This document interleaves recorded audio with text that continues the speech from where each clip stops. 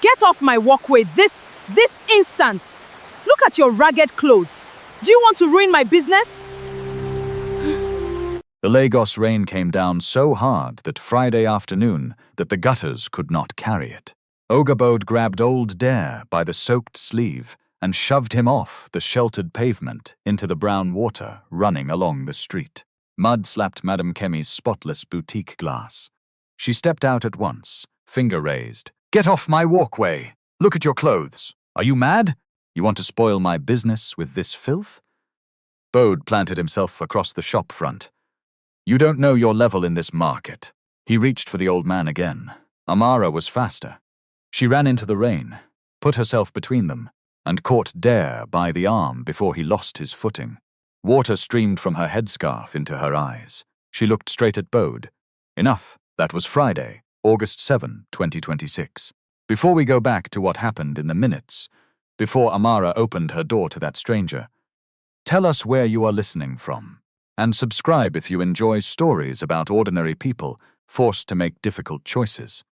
Because by the following Friday, the same people laughing in that rain would be sitting in a hall where one old man's name changed the temperature of the room. The rain kept hammering the corrugated zinc above Amara's shop. Inside the 12-square-meter workshop, machine oil, wet cotton, and damp timber made their own smell, the kind that stayed in a tailor's clothes after closing time. Amara pulled a stool away from her hand-cranked singer and pointed Dare toward it. "Sit down here, Papa," she said, wringing the wet hem of her Ankara wrapper into a blue plastic bucket. "Get your feet off that wet concrete first." Dare sat down slowly. His knees made a dull popping sound as his weight settled onto the weathered timber stool. His grey beard was matted with muddy water, and his hands trembled slightly as he rested them flat on his lap. He did not look like a man who had spent 40 years building a commercial enterprise across West Africa. He looked like an old man the city had swallowed whole and tossed aside onto the pavement. Questions could wait. His shoes were gone, his brown trousers were torn at the right knee, and he carried no bag or phone that she could see. None of that would make him warmer. Amara reached under the cutting table, pulled out a faded red thermos, poured ginger tea into a clean enamel mug, and set 2 thick slices of boiled yam beside it. "Drink this, Papa," she said, setting a small spoon down near the plate. "It will put warmth back into your body." Dare looked down at the steaming enamel mug. A chip near the rim exposed a dark line beneath the white coating. The ginger smelled sharp enough to clear his nose.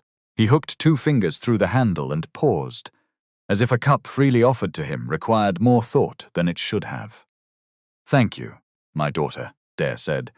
His voice was raspy from the cold rainwater, but deep inside his chest there was a steady firmness that did not quite match his ragged coat. "My name is Dare." "I am Amara," she replied, stepping back toward her workspace.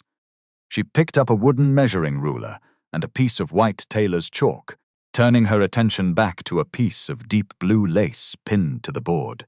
Dare watched her hands. The skin near both thumbs had hardened from years of shears, yet she handled the lace without pulling a thread. At the edge of the table sat a thick ledger bound in brown cardboard. Its blue ink columns recorded thread bought, cloth cut, customer deposits, supplier debts, and the odd 500 naira repair. Nothing glamorous, nothing left to memory if Amara could help it.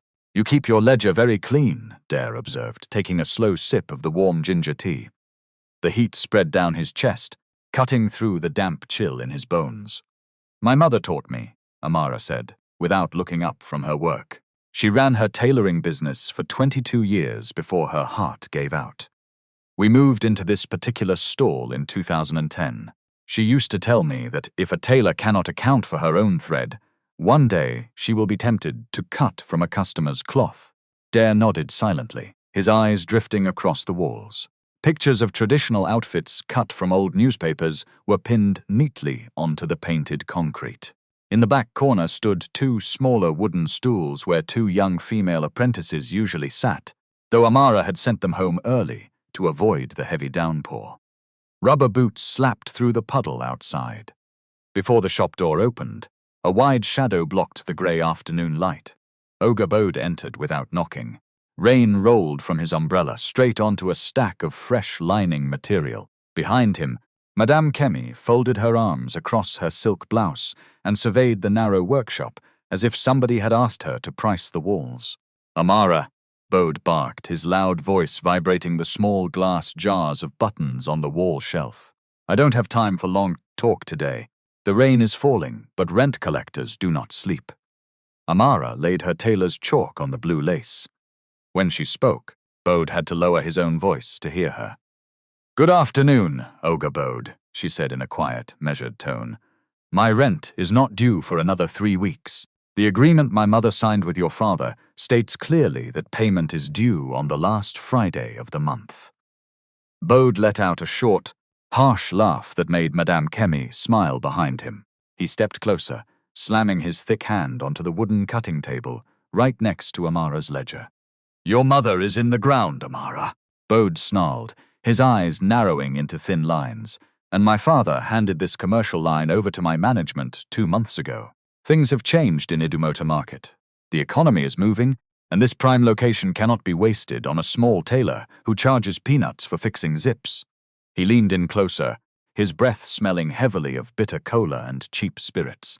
"Starting next month, your rent is moving from 150,000 naira to 450,000 naira a year, cash up front. No installments. You have 14 days to accept it, or I will put a padlock on this door and toss your machines into the gutter." Madame Kemi stepped forward, and her perfume reached Amara before the rest of her did. She glanced at Dare in the corner, then returned her attention to the shop she wanted. "You should listen to him, Amara," Kemi said, tapping her long nails together. "My boutique needs to expand. I am taking over this entire partition to display imported bags and lace. A small tailor like you belongs in the inner village stalls, not on the main road where serious business owners work." Amara stood straight behind her table. Her hands rested flat on the blue lace, her chest rising and falling in steady breaths. 450,000 naira, Amara repeated. "That is 3 times what I pay now, Ogre Bode. You know what a jump like that does to a small artisan if you demand it at once. Then pack your things and move out," Bode shouted, turning toward the door. 14 days, Amara. Not 15. 14 days. Or you will find out who really owns this ground." He grabbed the wooden door handle and slammed it shut behind them, leaving the small shop shaking in the rain. The door slammed hard enough to shake dust from the rafters. A little of it landed on the dark blue lace. Amara's fingers closed around the brass handle of her shears until the metal pressed a mark into her palm. Then she released it. She picked up the chalk Bode's entrance had interrupted, returned it to the tray, and looked toward Dare in the corner. Dare had not moved from his stool. He held the chipped enamel mug with both hands, his knuckles rough and scarred from decades of physical labor that predated his rise to executive boardrooms. His dark eyes, sharp despite the gray hair surrounding his temples, stayed fixed on Amara's face. He had seen hundreds of small business owners in Lagos break under the weight of sudden landlord demands. He had seen men weep in the mud, and women abandon their wares to run into traffic. But the young woman before him merely adjusted her wrapper, pulled 2 dry rags from beneath her workbench, and walked over to where Ogre Bode's wet umbrella had left a muddy pool on the floorboards. "Papa, leave the noise for the man who brought it," Amara said as she wiped Bode's muddy water away from a stack of cream-colored lining. "Ogre Bode speaks from his pocket when it is empty, but the law does not belong to his father." Dare cleared his throat, setting his mug on the wooden crate beside him. "My daughter," he said, his deep voice carrying a quiet cadence that made the small room feel suddenly larger. "You just paid 5,000 naira to keep a man you do not know from being dragged into the gutter. Now your landlord comes to double your burden. If I stay here, I will only bring more dust to your doorway." Amara wiped the floor dry, wrung the rag into her blue plastic bucket, and stood up straight. She looked directly into Dare's eyes without hesitation or pity. "A human being is not dust, Papa," she stated plainly. "You do not leave an elder in the rain. 'cause a man with a big voice shouted in a doorway. If my mother were alive today and saw me drive an old man into the storm to save 2 yards of fabric, she would close this shop herself. She walked to the small kerosene stove tucked into the rear corner of the room. A blackened tin kettle sat on the iron ring above a low blue flame. Amara checked the fuel level with a small wooden stick, noted the level in her mind, and placed a small iron pot filled with leftover boiled yam onto the burner to warm. Dare's gaze moved from her hands to the wooden shelf above her head. 18 spools of industrial thread sat in order of shade, from dark navy to light sky blue. Beside them were 4 old jam jars of buttons, each labeled with a piece of masking tape and neat blue pen notes. 24mm brass, 18mm shirt white, 15mm coat black. Under an iron trunk at the back, 2 canvas sacks had been raised off the floor on timber blocks to keep them above flood water. Dare asked about them. My mother's old drill cotton stock, Amara said, bought before she died. Too much cloth for a repair job, too little reason to cut it without a proper order. On the wall above the sacks hung a small framed sign, painted by hand. Work done with care is work that lasts. You keep this place well, Amara, Dare said. It is not a house yet, she replied, stirring the yam with a wooden spoon so it would not stick to the bottom of the iron pot. It is a workspace, but it feeds 2 families and pays for my younger sister's school books at the community college down the road. Every month, I pay 50,000 naira for her tuition, 20,000 for thread and machine needles, and whatever remains goes into the credit union account at the market gate. She scooped 3 hot slices of yam onto a small floral plate, added a spoon of fried pepper sauce mixed with dried fish, and carried it over to Dare. She set the plate on his lap along with a clean metal fork. Eat, Papa. Food warms the mind before it touches the body. Dare took the fork. The yam was hot, soft, and seasoned with just enough ginger and local spices to clear the damp cold from his throat. As he ate slowly, taking deliberate bites, Amara sat back down at her machine. She picked up a pair of iron pliers and began adjusting the tension spring on her hand-cranked Singer sewing machine. The click of the metal tool against the iron wheel made a rhythmic, steady sound against the background noise of the falling rain. How long have you operated this machine? Dare asked between bites. 14 years, Amara said. My mother bought it second-hand from an old tailor in Yaba back in 2010. She paid 42,000 naira for it. The table frame is solid teak wood. If you oil the shuttle race every Monday morning and clean the lint out of the feed dog with a small brush, it will outlive 3 owners. Modern machines have plastic gears that strip after 6 months of heavy canvas work. This old iron does not yield easily. Dare looked down at his own hands, then back at the machine. He remembered his first workshop in 1984, a small zinc shed near the docks with 2 manual saws and 3 workers who slept on sawdust sacks because they could not afford bus fare home. He remembered the exact feeling of iron under his palms before corporate boardrooms, private security details, and legal teams replaced the smell of raw wood and oil with air-conditioned glass towers.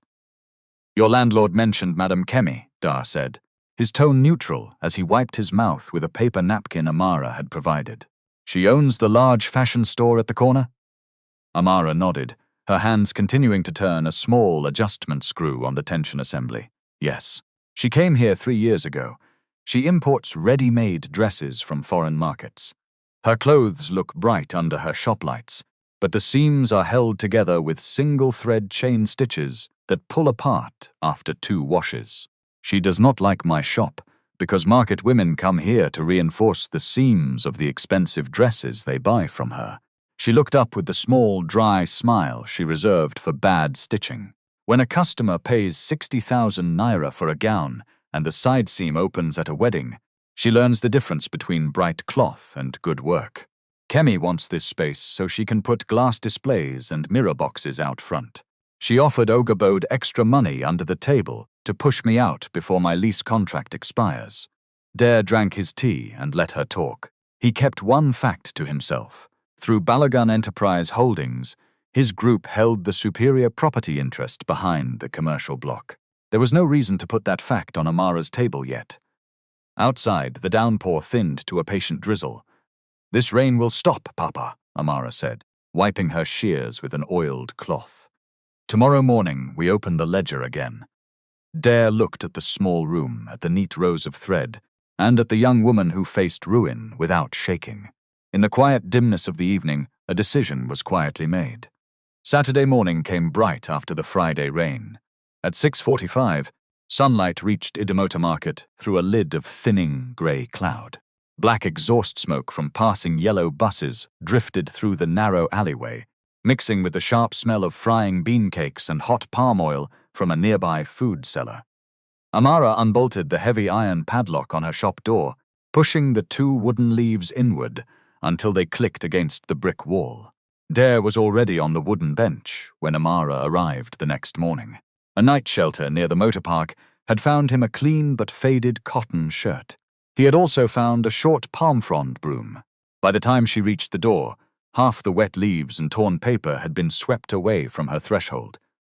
"You came back early, Papa," Amara said, setting her woven straw bag on the main cutting table. "An old man does not sleep well when his mind is busy," Dare replied, leaning the broom against the doorframe. "The morning air is good for stiff joints." Before 7, the apprentices arrived. Faith was 19, quick to speak and quicker to react. Blessing, 21, could work beside somebody for an hour without wasting 10 words. They greeted Amara as auntie, dusted the shelves, and oiled the pedals on the secondary machines. Amara kept Bodhi's rent demand to herself for the moment. There was work on the table, and Faith needed to learn how a school blouse sat across a child's moving shoulder.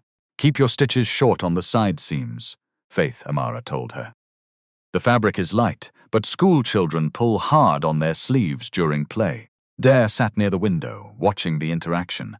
He observed how Amara spoke to the girls, not with the sharp, condescending tongue common among market bosses, but with the quiet patience of a teacher.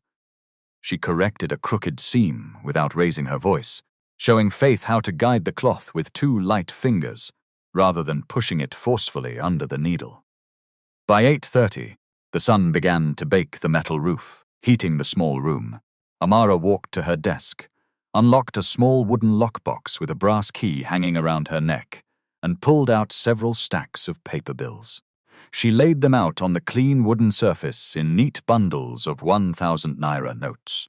Dare watched from his stool as her fingers moved over the money, counting each note twice. She wrote the total in the back of her leather-bound ledger, 184,000 naira. "That is my entire reserve, Papa," Amara said, tapping the total with her pen. 11 months of 6-day weeks. It was supposed to buy an overlocking machine before the Christmas rush. Now Bode wants 450,000 in 14 days. "Why not take a loan from the market union?" Dare asked, his voice steady. "The union charges 12% every 30 days, Amara replied. "If I take their money and fail to complete enough work, they can come after my machines. I will not borrow at that rate, just because Bode has chosen a deadline for me." Across the narrow street, the bright glass doors of Madame Kemi's boutique swung open with a loud click. Kemi stepped out onto the tiled walkway, wearing a fitted purple lace gown and gold-plated bangles that clinked loudly against her wrists. She glanced across at Amara's small shop, her eyes narrowing when she saw Dare standing near the doorway, holding the broom. Kemi called one of her shop boys, a young man wearing a branded apron. She pointed a long acrylic nail at the muddy puddle left in the alley from the rain. "Sweep that dirty water toward the tailor's door," Kemi ordered in a loud, sharp voice intended to carry across the lane. "Why should my customers look at mud when they walk into a luxury store? Let those who deal in cheap cloth handle the dirt." The boy hesitated, but under Kemi's glare, he took a stiff broom and began pushing the muddy water across the cobblestones directly toward Amara's doorway. Faith jumped up from her sewing machine, her face turning hot with anger, but Amara placed a firm hand on the girl's shoulder, holding her back. "Do not leave your seat, Faith," Amara said calmly. "Work does not stop because a neighbor makes noise." Dare stepped out onto the threshold before the dirty water reached the entrance. He held his palm-frond broom flat against the ground, creating a small earth ridge that diverted the muddy stream down the side drain instead. Kemi walked to the edge of her tiled porch, holding a silk handkerchief over her nose as if the air around Dare were contaminated. She pulled a crumpled 500 naira note from her leather purse and tossed it onto the concrete near Dare's feet. "Take that and buy yourself a loaf of bread, old man," Kemi sneered, looking down at his worn trousers. "And stop hanging around this alley. You are driving away wealthy clients who want to buy real clothes from my boutique." Dare bent, picked the note from the wet ground, and smoothed one corner between his fingers. Then he walked the 2 steps back to Kemi's porch and held it out to her. "Madam," Dare said, his voice quiet yet carrying a weight that made Kemi step back half an inch. "Money given to degrade a human being does not buy honor. Keep your 500 naira. You may need it when the tide turns." Kemi snatched the note back, her face flushing red under her powder. "You are an impudent beggar," she shouted, her voice shrill. "You and this penniless tailor will both be cleared out of this market before the month ends." Before Kemi could say another word, a tall man wearing a faded brown safari suit walked rapidly down the alleyway. It was Niyi, Ogabode's head property clerk. He carried a clipboard and a stack of white papers stamped with red ink. Niyi stopped in front of Amara's shop, pulled a paper from his board, and pasted it onto the wooden door frame using a strip of heavy masking tape. "Official notice from the landlord's office," Niyi announced loudly for the whole street to hear. 14 days to accept the revised rent or vacate. If you do neither by the 21st, Ogabode says these premises will be sealed. Amara stepped outside and looked at the paper. Her eyes scanned the text quickly, stopping at the bottom line. "Niyi," Amara said, keeping her voice even, "a landlord cannot turn a rent dispute into an eviction by pasting paper on a door. Proper notice and due process still apply. If Ogabode wants possession, let him follow the lawful process." Niyi laughed, clicking his pen against his clipboard. "Talk law to the court, Amara. Ogabode manages this line. He makes the rules on this block." As Niyi turned and walked away, Dare stepped up to the wooden doorframe. His tall frame cast a long shadow across the pasted paper. He looked closely at the header stamped on the document, Bode Real Estate and Property Holdings. Below it, in fine print, was a smaller registration code. Dare's eyes narrowed slightly as he memorized the 6-digit registration number. It was the exact subsidiary code of a shell company his own legal department in Victoria Island had flagged 3 years ago for unauthorized land subleasing. He turned to Amara, who was quietly unpeeling the tape from the door to file the paper in her ledger. "Keep the paper, my daughter," Dare said. "A threat becomes easier to challenge when the person foolish enough to make it signs his name beneath it." The paper pasted on the doorframe fluttered gently as a light breeze swept through the narrow alley. Outside, the morning traffic on Idumota Road swelled into its usual chaotic hum. The sharp honks of yellow Danfo buses, the shouts of orange sellers carrying plastic trays on their heads, and the heavy metal clatter of shop shutters being pulled up across the market. Inside the workshop, Faith's hand trembled as she held her iron. A small puff of steam rose from the wet press cloth, smelling of damp cotton. "Auntie Amara," Faith whispered, her eyes wide as she stared at the white paper glued to the timber frame. 450,000 naira. Where will we find that kind of money in 2 weeks? "They want to drive us out," Amara answered with the flat brass razor she used for trimming pattern paper. She worked it beneath the masking tape, lifted the notice without tearing the corners, folded it into quarters, and placed it inside her ledger. "If we spend the whole morning panicking, Faith, the afternoon will punish us for it. Pick up your chalk. The school board still expects 20 yellow shirts by Thursday." Blessing, who had been sitting quietly near the back thread rack, wiped a corner of her eye with her apron. But Ogabode brought Niyi, Auntie. "Niyi carries the land registry papers for the entire street. If they come back with padlocks, they will find us working," Amara cut in. "We have paid rent on this stall on time since 2010. My mother's receipts are in that iron box. Mine are recorded in this book. A paper pasted on a door by a clerk is not a court order. Dare sat near the window with his fingers folded over one knee. Amara's attention had already moved from Bodhi's deadline to the documents in front of her. Anger could wait. Paperwork had dates. 450,000, Dare repeated slowly, testing the sound of the figure in the quiet room. That is 3 times your current annual agreement. It is 300,000 naira above the annual rent we have been paying, Amara replied, opening her drawer and pulling out a blue plastic folder containing her recent stamped receipts. Bodhi's father built these 8 stalls in 1994. If the family wants a new rent, they can propose it properly and give us time to respond. What they cannot do is demand 3 times the rent and threaten a padlock when I refuse. Then why is he pushing so hard? Dare asked. Amara glanced out the window toward the glass front of Madame Kemi's boutique. Kemi was standing near her display mannequins, pointing a gold-ringed finger toward Amara's shop while speaking in animated whispers to a wealthy customer wearing dark sunglasses. Because Madame Kemi does not want to wait 6 months, Amara said plainly. She brought 2 shipment containers of high-end synthetic Ankara from Dubai last Tuesday. She has no room in her main store to stack the boxes. She told the market chairman last month that my shop partition blocks her visibility from the main road. She offered Bodhi a 2-year cash advance at 300,000 naira a year if he can hand her my key before the end of this month. Dare's dark eyes narrowed slightly. A private side deal, he murmured. Before Amara could answer, heavy footsteps rattled the wooden threshold once more. Bodhi walked straight into the shop, not bothering to step around the broom Dare had placed near the entrance. This time he came alone, carrying a thick leather envelope under his arm, and wearing a heavy gold wrist chain that clinked with every step. His face was flushed red, his jaw set tight. Amara, Bodhi shouted, stepping right up to the cutting table and tapping his thick knuckle against the wood. I saw you take down my notice. Do not play games with me in this market. I took it down to file it, Bodhi, Amara said, standing her ground behind the table. A notice served on masking tape is not a legal document. Bodhi let out a dry, rattling laugh, pulling a 2-page paper covered in dense typewritten text from his leather envelope. He slammed it onto the table directly on top of her blue lace fabric. You want legal? Here is legal, Bodhi barked. This is a voluntary surrender agreement.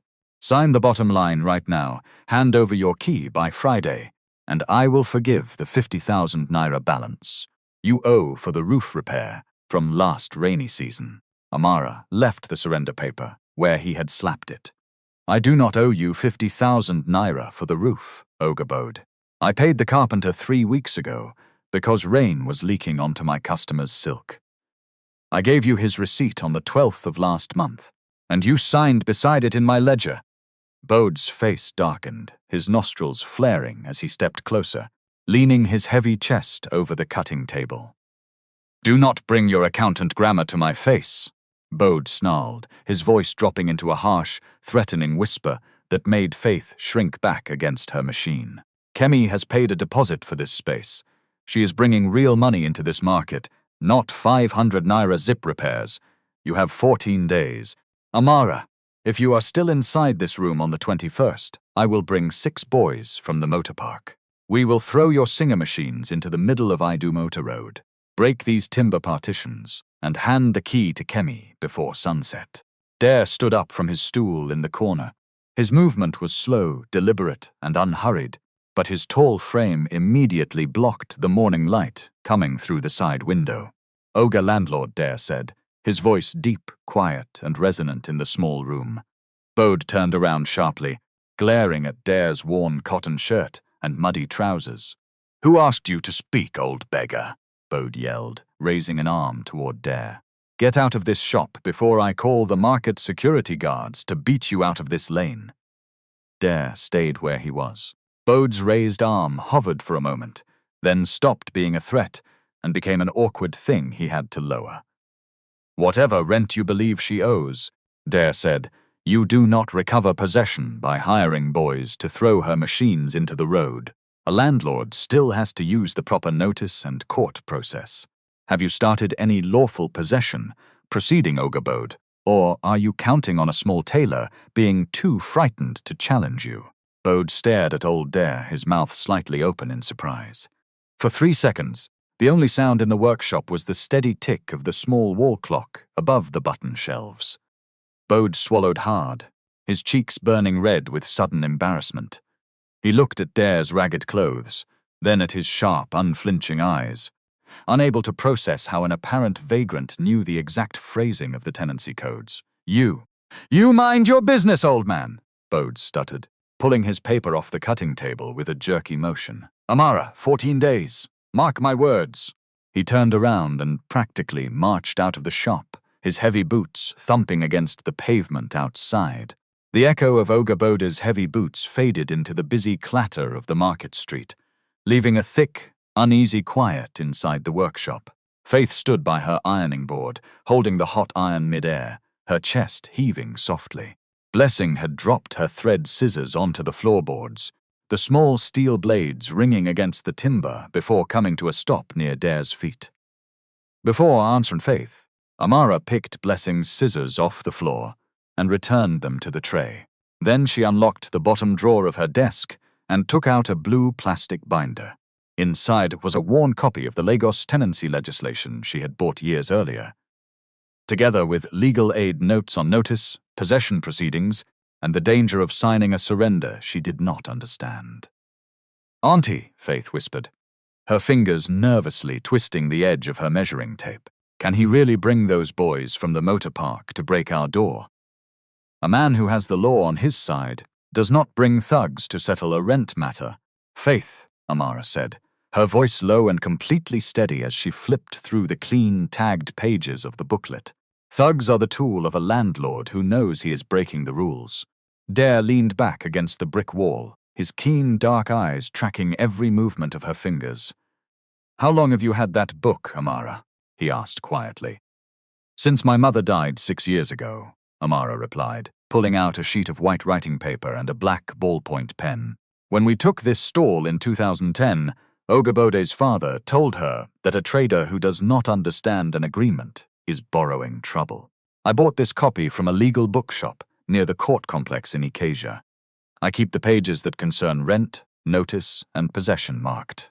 She began to write in clean, clear cursive.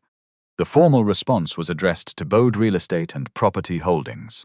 It disputed the sudden rent demand, rejected the so-called voluntary surrender, and stated that she would remain in possession unless the tenancy was ended through the proper legal process. Then she listed 16 years of rent records, cross-referencing the older paper receipts with the bank transfers she had used in later years. If Bode wanted to tell a different story, he would have to tell it against a paper trail. Dare watched the pen move across the page. Her handwriting was small, upright, and economical, the handwriting of somebody who hated wasting ledger space. You are attaching copies of the receipts? Dare noted, taking a step closer to the table. Never hand over an original receipt, Papa, Amara said, looking up for a brief second with a small, knowing smile. An original receipt in the hands of a dishonest landlord disappears into a desk drawer forever. I keep the originals locked in my iron box. I give him photocopies with a formal acknowledgement letter. She completed 2 identical copies of the letter, signed both in dark blue ink, and folded them neatly into 2 white envelopes. She placed one envelope in her brown canvas handbag and held the second in her hand. Faith, keep an eye on the shop for 20 minutes, Amara instructed, smoothing down the front of her dark green Ankara blouse. I am going down to Ogre Bode's administrative office at the end of the block to serve this response in person. I will walk with you, my daughter, Dare said, standing up straight from his stool.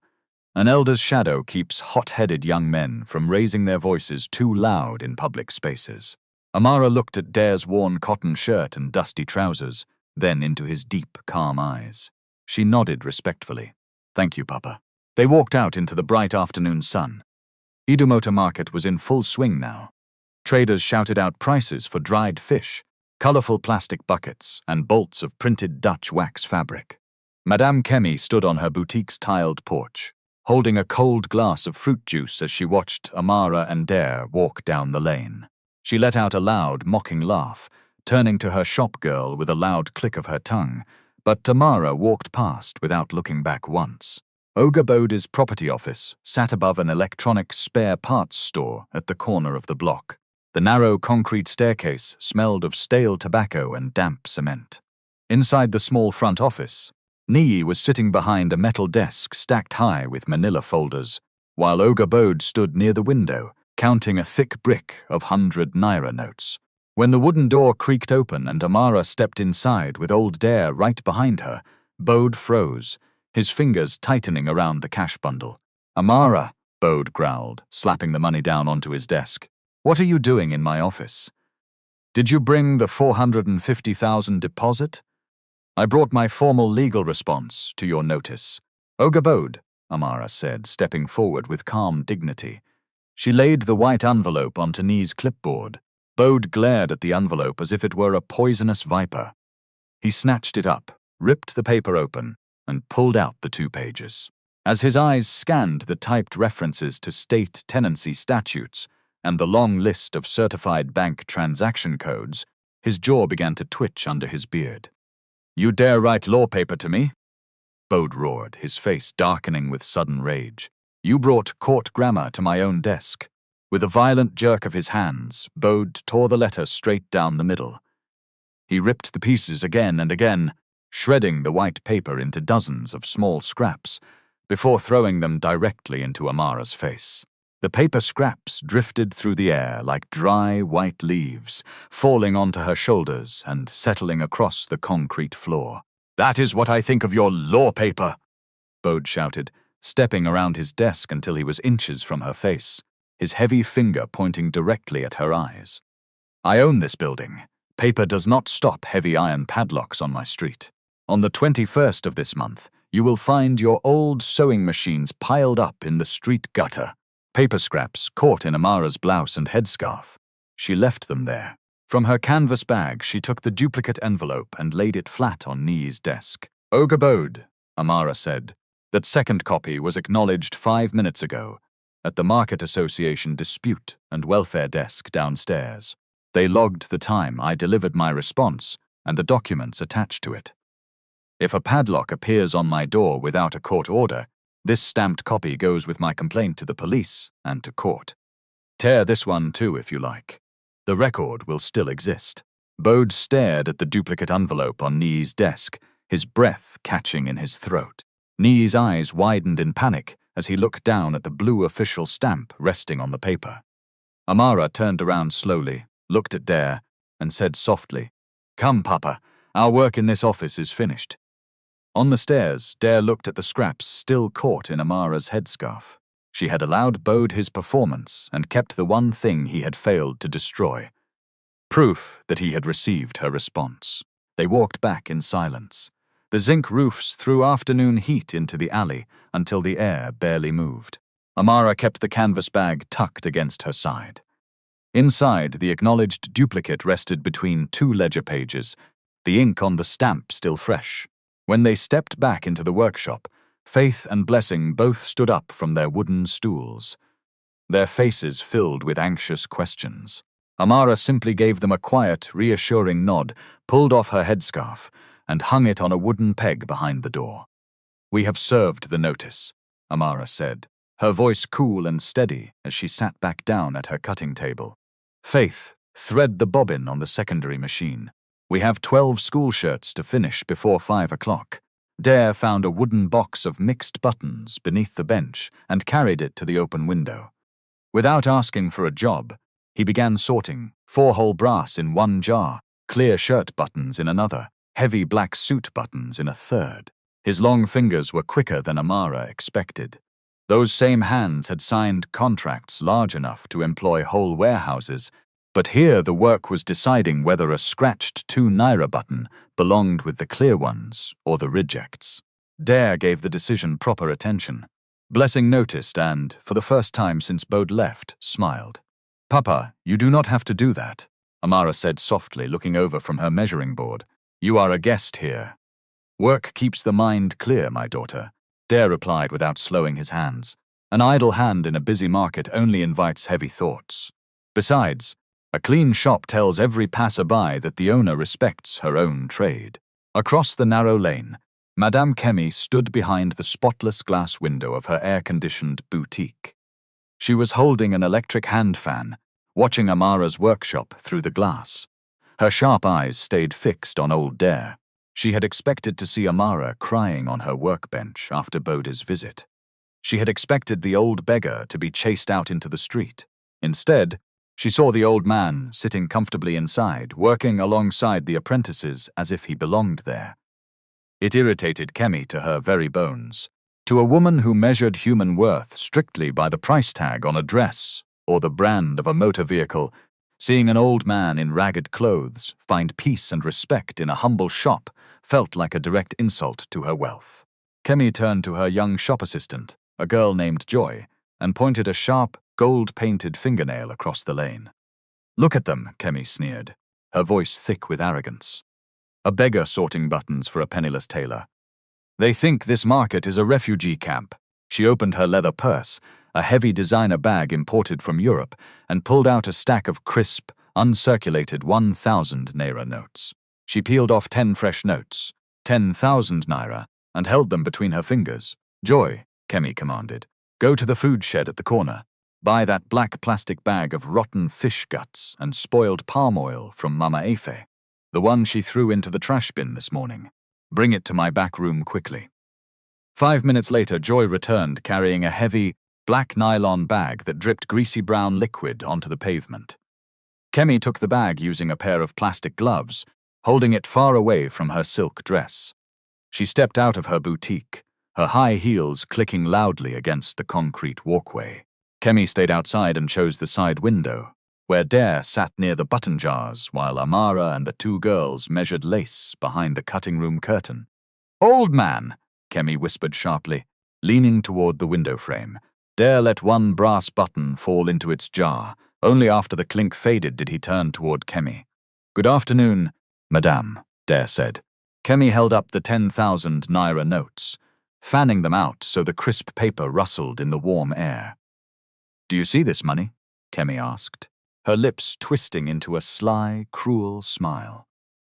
10,000 naira. That is more than you make in 2 months of begging on this street. It can buy you 3 hot meals a day and a real bed at the motor park lodge." Dare looked at the money, then looked up into Kemi's eyes. He said nothing, waiting for her to finish. Kemi reached down and placed the dripping black nylon bag on the outer ledge of the window frame. The foul stench of rotten fish and sour oil immediately filled the air around the window. "Take this bag," Kemi whispered, her eyes flashing with greed. "Drop it behind Amara's fabric storage rack at the back of her shop when she is not looking. The Lagos Environmental Health Inspectors are turning the corner of Idumota Road right now for their weekly market check. When they smell this rot inside her shop, they will issue an immediate emergency closure order and fine her 50,000 naira on the spot." She pushed the 10,000 naira notes closer to his hand through the window bars. "Do it now, old man. Put the bag inside, take your money, and walk away. Nobody will ever know it was you." Dare looked from the money to the black bag, leaking sour oil onto the window frame. Then he stood. He stood up from his stool. His tall frame filled the window opening, casting a long, dark shadow over Kemi's polished figure. "Madame," Dare said, his deep voice carrying a quiet authority that made Kemi's hand hesitate mid-air. "Hunger can test a man's belly, but it cannot buy his honor." He picked up the dripping black bag by its knot with 2 fingers, stepped past her to the street drain, and dropped it straight into the deep gutter where the dirty water carried it away. He turned back to Kemi, his eyes unflinching as he looked at her fanned-out cash. "Keep your money, Madame," Dare added softly. "A woman who uses trash to destroy another person's bread will eventually find her own table empty." Kemi's face turned bright red under her makeup. She snatched her money back, her fingers trembling with fury, as she looked at the old man who had just rejected her bribe with total contempt. "You mad beggar!" Kemi hissed, her voice shaking as she backed away toward her boutique. "You and your wretched tailor will both rot in the street before this month ends." Inside the shop, Amara stepped out from the cutting room, holding a glass of clean, cold water. She had heard every word from behind the curtain. She walked over to Dare, handed him the glass, and looked down at the clean floorboards beneath his feet. "Thank you, Papa," Amara said. Dare took a slow sip of the cold water, his eyes reflecting the warm afternoon light. "A person who builds a house with stolen bricks, my daughter," he said quietly, "lives in fear of the first strong wind." Sunday passed without another visit from Bode. On Monday, August 10, the amber morning light hit the rusted zinc roof at 7:15. In the alleyway outside, the sharp aroma of frying akara and hot ginger water drifted past the workshop window. Amara sat on her wooden stool with a small copper oil can, worked 2 drops into the shuttle race of her singer, and turned the hand wheel until the machine ran cleanly. Faith and Blessing arrived together, hanging their printed cloth bags on the wall pegs before sitting at their respective tables. Dare sat near the open window frame, a pocket knife in his right hand, slowly shaving a scrap of hard teak wood into a smooth wooden edge-smoothing tool for Amara's collars. His movements were slow, rhythmic, and unhurried. For the first hour, nobody mentioned Bode's notice. The room had work to do, and work produced its own kind of silence. At 8 o'clock, the shadow of a tall man blocked the doorway. He wore an immaculate, ironed dark navy safari suit with polished brass buttons, carrying a heavy brown leather briefcase under his arm. His white hair was neatly trimmed, and his posture was stiff like that of an old military officer. Amara looked up from her machine and immediately stood up straight behind her cutting board. "Good morning, Mr. Adeyemi," Amara said, her voice filled with warm respect. "Good morning, my daughter," Mr. Adeyemi replied, stepping over the threshold and setting his leather briefcase onto the wooden table. He looked around the clean shop, his eyes lingering on the neat rows of button jars and the spotless timber floorboards. Mr. Adeyemi was the chairman of the St.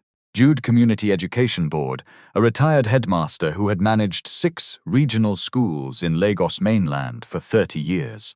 Amara's mother had sewed the school choir robes for him back in 2014, and he remembered her work well.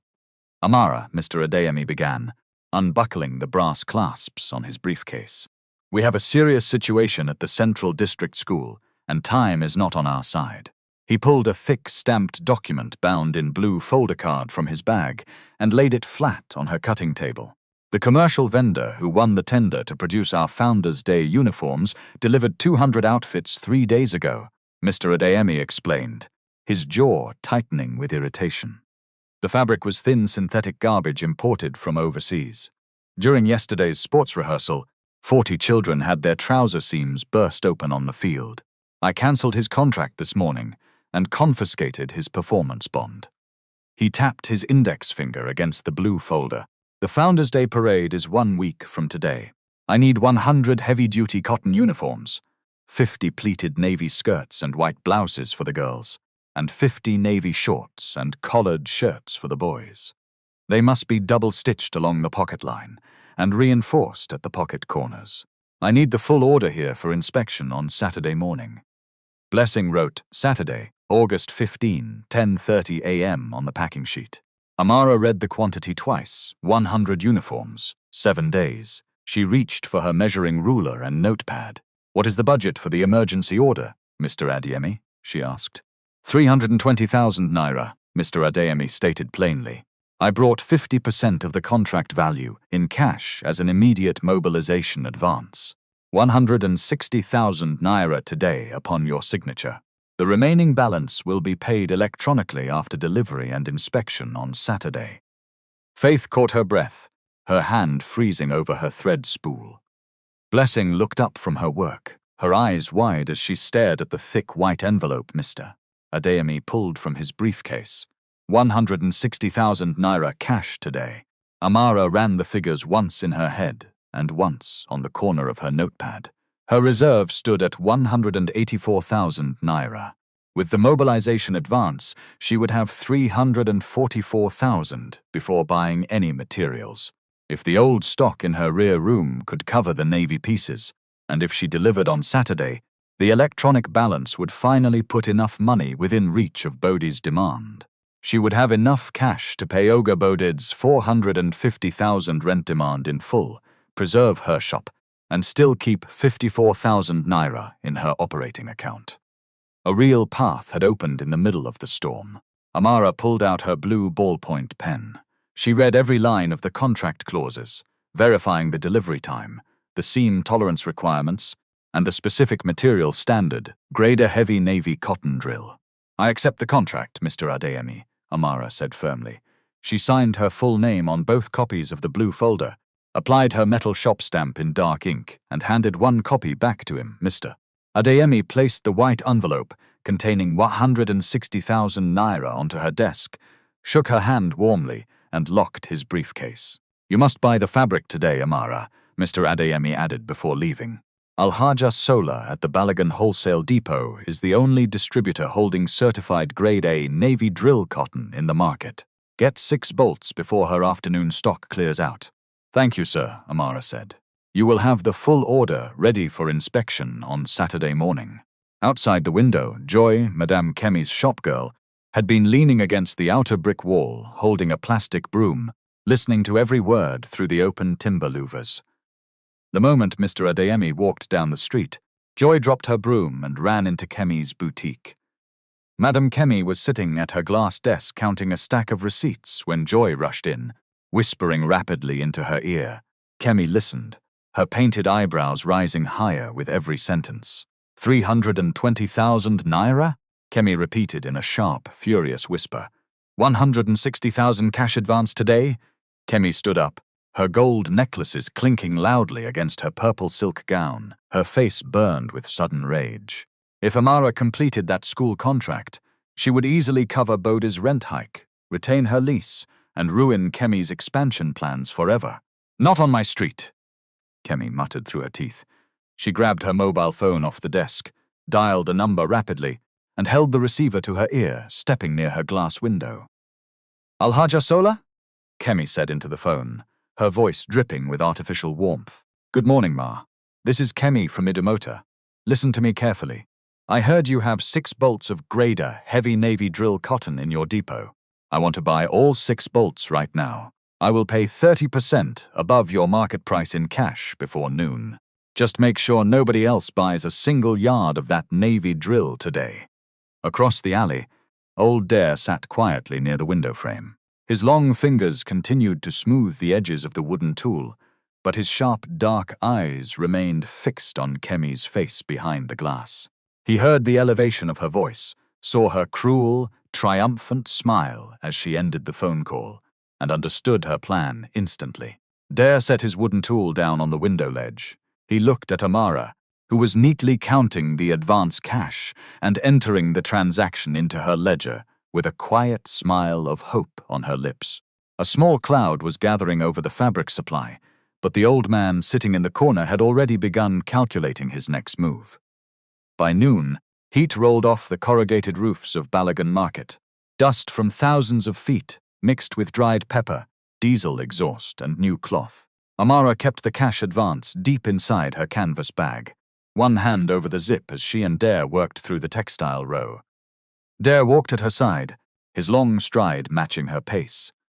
He wore his faded cotton shirt, but his posture remained erect, his dark eyes scanning the crowded market stalls with quiet alertness. Al-Haja Sola's wholesale depot occupied a large double unit at the corner of the textile row. Stacks of fabric bolts, heavy Dutch wax, lace, drill cotton, and silk were piled 6 feet high against the brick walls. Inside the cool shadow of the shop, Al-Haja Sola sat on a cushioned wooden chair behind a wide glass counter, fanning herself with a woven palm leaf, while 2 young warehouse boys stacked heavy bundles into wooden crates. "Good afternoon, Ma," Amara said respectfully, stepping into the shop. Al-Haja Sola turned her head, her sharp eyes settling on Amara. She adjusted her thick silk headscarf, her expression shifting from mild indifference to a sudden uncomfortable stiffness. "Ah, Amara," Al-Haja Sola said, her voice dropping into a tight, guarded tone. "Good afternoon. What brings you to my depot today?" "I came to purchase 6 bolts of Grade A navy drill cotton for the school uniform contract," Amara replied, setting her measuring notepad on the glass counter. "Mr. Adeyemi mentioned you held certified stock." Alhaja Sola picked up a toothpick from the tray and became very interested in the traffic outside. "There is no navy drill cotton left in my depot today, Amara," Alhaja Sola said flatly. Amara kept one palm on her notepad. "Mr. Ademi spoke with your head clerk at 9 this morning, Ma. You had 8 full bolts in the back room. A big buyer came through at 11 o'clock. Alhaja Sola snapped, tapping her fan against the glass frame. She paid 30% above market price in cash and took all 6 bolts away in a delivery van. Business is business, Amara. Cash talks before promises are written." Dare stepped forward, his tall frame casting a long shadow across the glass counter. He looked down at Alhaja Sola, his eyes cold and calm. "Madam Kemi bought the stock," Dare said. His voice was not loud, but it cut through the noise of the market like a steel blade. Alhaja Sola's fan froze mid-air. She glanced up at Dare, her eyes narrowing as she took in his ragged trousers and calm face. "Whoever bought it paid cash," Alhaja Sola barked, her cheeks turning dark with sudden irritation. "I do not answer to a beggar standing in my shop. If you want fabric, Amara, I have 4 bolts of light synthetic polyester in the back room. I can give them to you at 45,000 naira per bolt." Amara looked at the synthetic rolls sitting on the side shelf. The material was thin, stiff and shiny under the shop light. The exact cheap fabric that had torn on the school field 3 days ago. "That polyester will go first at the pockets," Ma, Amara said. "I gave Mr. Adeyemi my word on heavy-duty cotton. I cannot put my mother's stamp on cloth I already know will fail under a child's hand." "Then take your money somewhere else," Alhaja Sola snapped, turning her back to them and shouting at her warehouse boys to move a crate of lace. "There is no cotton drill for you on this street today." There was nothing useful to argue about. Amara returned the notepad to her bag and walked back into the sun. Dare followed. "She wants to trap you, my daughter," Dare said as they navigated the crowded footpaths. "She thinks that without Alhaja Sola's stock, you will fail the delivery deadline and lose your deposit. A contract is not lost because one door is shut, Papa," Amara said, her voice remaining firm. "A good tailor looks at what she holds in her hands before she grieves over what is missing in the market." When they returned to the workshop, Faith and Blessing were waiting by the doorway, their hands folded anxiously. When Amara explained that the market stock had been bought out, Faith let out a small cry, dropping her measuring tape onto the table. "Auntie," Faith cried, her eyes filling with tears. "How can we make 100 uniforms by Saturday without fabric? Madam Kemi has trapped us." "Faith," Amara said, placing a calm, warm hand on the girl's shoulder. "Go to the rear storage room. Bring out the 2 large canvas bags resting under my mother's iron trunk." Blessing helped Faith drag the 2 dust-covered canvas sacks into the main room. Amara loosened the ropes and folded back the covers. Inside lay 8 full bolts of dark navy cotton drill, the old stock Dare had noticed on his first afternoon. The weave was tight and even. Beside them were 4 rolls of good white cotton. Faith gasped, her hands covering her mouth. "Auntie, where did this come from?" "My mother bought this stock in November 2018 during the state textile clearance," Amara explained, smoothing her palm over the cool, unwashed cotton. "She paid 22,000 naira per bolt. She told me never to touch this cotton for small daily repairs. She said it was reserved for the day a true challenge tested our workshop." She turned to her cutting table, her eyes clear and filled with quiet determination. "The cotton is 10% heavier than Alhaja Sola's stock," Amara continued. "It will take longer to cut, and our hand shears will require oiling every 2 hours. We will work through the night." Faith wiped her eyes, her face brightening with sudden energy. "I will sharpen the iron shears now, Auntie." Blessing immediately stepped to the secondary machine, checking the oil levels and winding 3 bobbins with heavy dark thread. Dare sat near his stool, watching the 3 women transform the small workshop into a focused hive of production. There was no complaint, no panic, no lingering bitterness toward Madame Kemi or Alhaja Sola. Amara unrolled the first navy bolt across her wooden table. She picked up her white chalk and laid out her wooden patterns with surgical efficiency, placing every sleeve, collar, and pocket outline so close together that less than 2 inches of fabric were left as waste between the cuts. By 9 that evening, Neighboring shutters were down.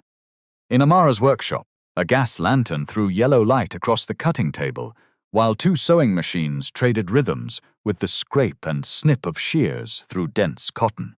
Dare sat near the open timber louvers, keeping watch over the dark alleyway while folding finished collars into neat stacks of 10.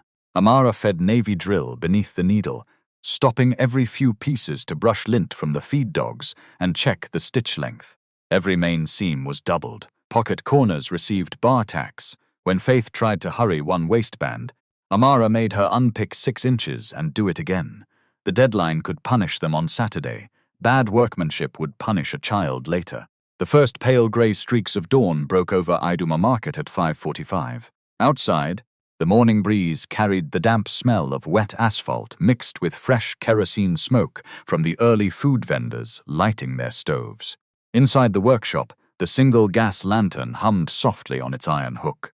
50 finished navy skirts and 40 collared blouses were stacked in neat ironed piles of 10 along the wooden bench, their double-stitched seams straight and stiff. Faith lay asleep on 2 folded cotton sacks in the corner, her breathing slow and heavy after 7 straight hours of pinning collars. Blessing sat at her machine, resting her forehead against her folded arms over her wooden table. Only Amara remained standing. Her eyes were red around the edges, but her fingers worked without a tremor as she tied off the last thread tail on a boy's shirt sleeve. She clipped the thread with her small snips, laid the shirt on top of the pile, and let out a long, quiet sigh. She walked over to the small rear sink, filled a plastic bowl with cold water, and washed her face, letting the cool water wash away the heavy dust of cotton lint. "Papa," Amara said, wiping her face with a towel. "Go to the shelter and sleep for 3 proper hours. That stool has been punishing your back since midnight." Dare stood up from his seat near the louvers. He stretched his back, his tall frame filling the dim corner of the shop. His grey hair caught the yellow glow of the lantern. "An old man has survived worse chairs," Dare replied. "Let us finish first." Amara picked up 2 empty plastic jerrycans from under her workbench. "I am walking down to the communal tap at the market gate to fetch clean water for tea before the crowd gathers. I will be back in 15 minutes. She lifted the handles of the yellow cans and stepped out into the cool, silent alleyway, her rubber slippers slapping softly against the damp cobblestones. Dare watched her figure disappear around the corner of the lane. He stood silent in the middle of the small workshop for 20 seconds. He looked at the long row of finished navy uniforms. He looked at the oil-stained Singer machines. He looked at the thick cardboard ledger resting closed on the cutting board. Slowly, Dare reached into the inner pocket of his faded trousers. He pulled out a thick, unsealed brown paper envelope. Inside the paper rested 500,000 naira in crisp, uncirculated 1,000 naira notes. Money his executive assistant Tunde had covertly delivered to him at the motor park shelter late the previous evening. Dare laid the envelope beside Amara's chalk box. On a scrap of brown pattern paper he wrote 4 words with a pencil stub. "For the workshop use." He left the note unsigned, returned to his stool near the louvers, and closed his eyes. 10 minutes later, the wooden door pushed open. Amara returned, carrying the 2 filled water cans into the rear alcove. Faith stirred on her cotton sacks, rubbing her eyes as she sat up. "Auntie," Faith mumbled, stretching her arms. "Did the sun come up already?" "It is 6 o'clock, Faith," Amara replied, setting the water cans down. "Wake Blessing, so we can prepare the tea." Faith stood up, smoothed her wrapper, and walked toward the cutting table to pick up her iron snips. Her eyes caught the brown envelope resting beside the chalk box. "Auntie," Faith said, her voice turning sharp with sudden surprise. "What is this on the cutting table?" Amara walked out of the rear alcove, wiping her wet hands on a cloth. She looked at the cutting table. She saw the thick brown envelope and the small scrap of paper resting on top. Faith reached out and picked up the envelope. The paper flap fell open, revealing the thick stack of brand new 1,000 naira notes inside. Faith's breath hitched in her throat. She pulled the money out slightly, her fingers trembling as she stared at the crisp paper. "Jesus!" Faith gasped, her voice echoing through the small room. "Blessing, wake up!" "Look, Blessing jumped up from her stool, rushing to the table. Her jaw dropped as she looked at the heavy bundle. "Auntie," Faith cried, her eyes wide with shock. "This is money. Fresh money. 1, 2, 3. This is 500,000 naira. 500,000 naira cash. Where did it come from?" Blessing whispered, looking around the room in disbelief. "Did a customer leave it yesterday?" Amara read the pencil note before she touched the cash. "For the workshop use." Faith grabbed Amara's arm, her face glowing with intense excitement. "Auntie, it is a miracle. God saw our tears and sent an angel to drop this envelope on our table. 450,000 naira goes straight to Ogarbode today.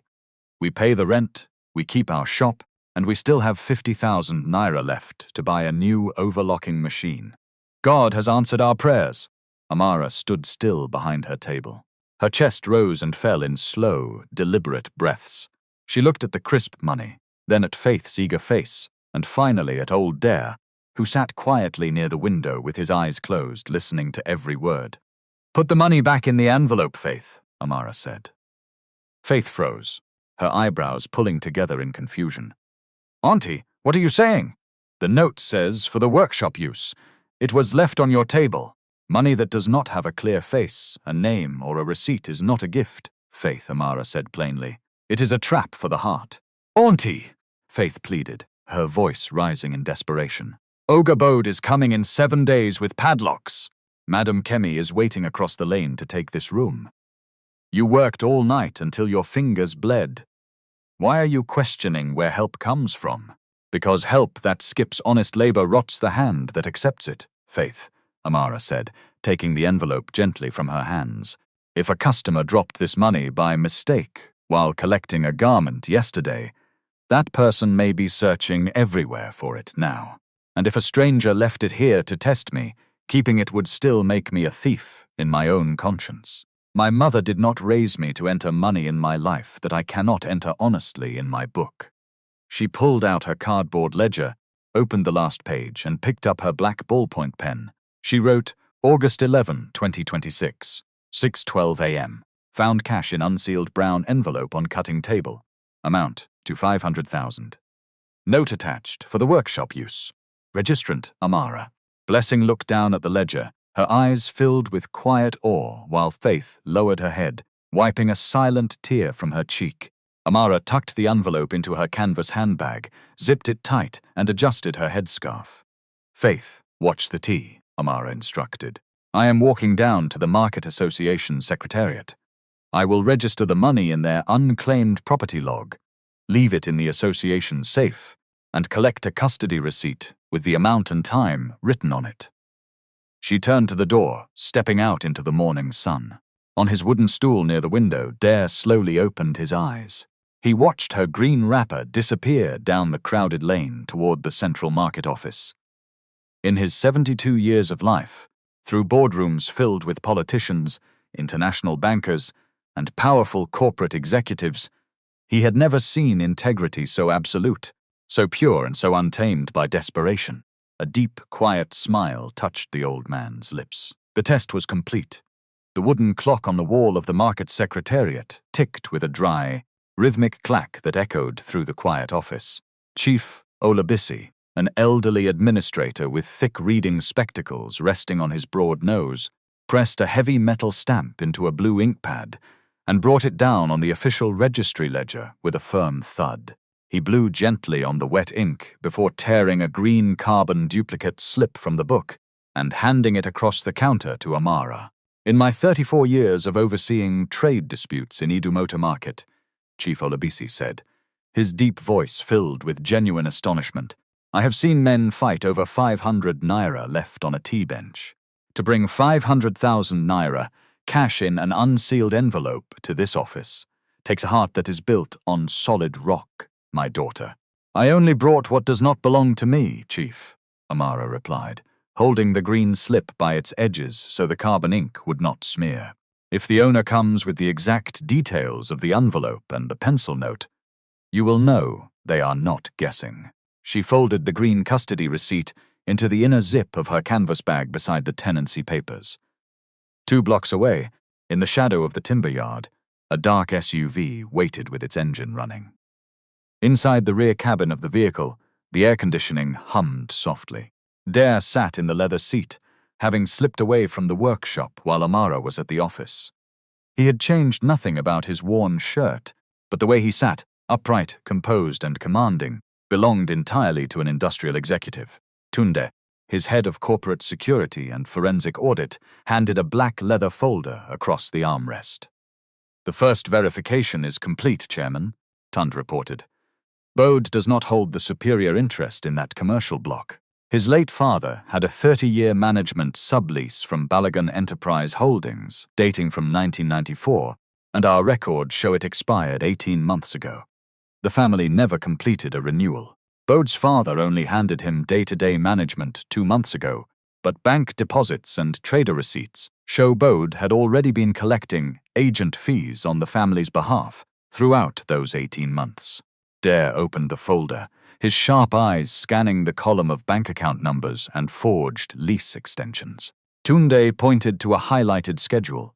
32 traders have records of rent or added maintenance payments made after the sublease expired. The amounts vary. On what we can document so far, disputed collections are a little above 8.4 million naira.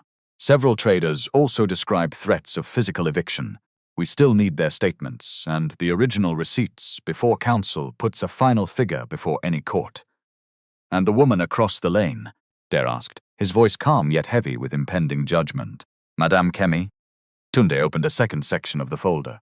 "On Kemi, we have red flags, not a conclusion. 2 wholesalers identified the importer names on her invoices, and some of those names match consignments previously queried by customs. Counsel has sent a formal referral with the invoice copies. If there is an existing customs file, the agency can decide what it supports. I don't want our people pretending to be customs officers." Dare closed the folder with a quiet, decisive click. He looked out the tinted window at the distant zinc roofs of Idumota Market shimmering in the hot afternoon sun. "Start the legal work today," Dare instructed. "Notify our property council that the sublease appears expired. Preserve our own records, collect trader statements with their consent, and apply for whatever interim protection council believes the evidence can actually support. Do not manufacture a shortcut because I am chairman. The Lagos Commercial Trade Summit is on Friday, and both Bode and Kemi are nominees for business awards there. If the facts are verified by then, I will not let our company stand behind their nominations." "Yes, Chairman," Tunde said, bowing his head respectfully. "What about the young tailor, Amara?" Dare's eyes softened slightly as he looked down at the green receipt. Copy Tunde's operative had photographed at the secretariat 10 minutes prior. "She has done enough without us carrying her," Dare told Tunde. "Put 2 plainclothes security officers at the ends of the lane after closing time. Their job is to prevent physical harm, nothing more. They are not to solve her rent dispute or frighten anybody on my behalf." 10 minutes later, Dare walked back into Amara's workshop with slow, quiet steps, carrying a small paper bag of fresh roasted groundnuts he had purchased with 250 naira notes from his pocket. Amara was already at her cutting table, checking the final press on a stack of 20 completed navy skirts. Faith and Blessing were laughing softly as they tied bundles of white blouses with clean cotton string. "Papa," Amara said with a warm smile as Dare sat back down on his wooden stool by the window. "I registered the brown envelope at the secretariat. Chief Olabisi gave me official custody receipt number 408. My mind is completely at peace now. A clear conscience is the best pillow a person can sleep on, my daughter," Dare said, offering her a portion of the warm groundnuts on a clean paper scrap. By Thursday afternoon, August 13, the school order had taken over every flat surface in Amara's workshop. 80 uniforms were finished, pressed, counted, and boxed. The remaining 20 shirts had been cut and pinned for the final sewing run that night. Across the lane, inside Madame Kemi's glass-partitioned office, Oga Bode slammed his fist onto her mahogany desk, hard enough to rattle the gold-framed mirror. "She is going to finish that order," Bode snarled. Nii saw Adeyemi's clerk inspect the first 80 sets this afternoon. The school is coming on Saturday for the full delivery. Once they accept it, the second 160,000 goes into her account. Kemi's jaw tightened. "That means She can still meet your 450,000 demand before the 21st, especially if she keeps working and collects her other debts. Not if she cannot open the shop tomorrow, Bode said. Tonight, after the market gates are quiet, Nii and 2 boys will chain the door and put 2 hardened padlocks on it. Her machines stay inside. Her last 20 shirts stay inside.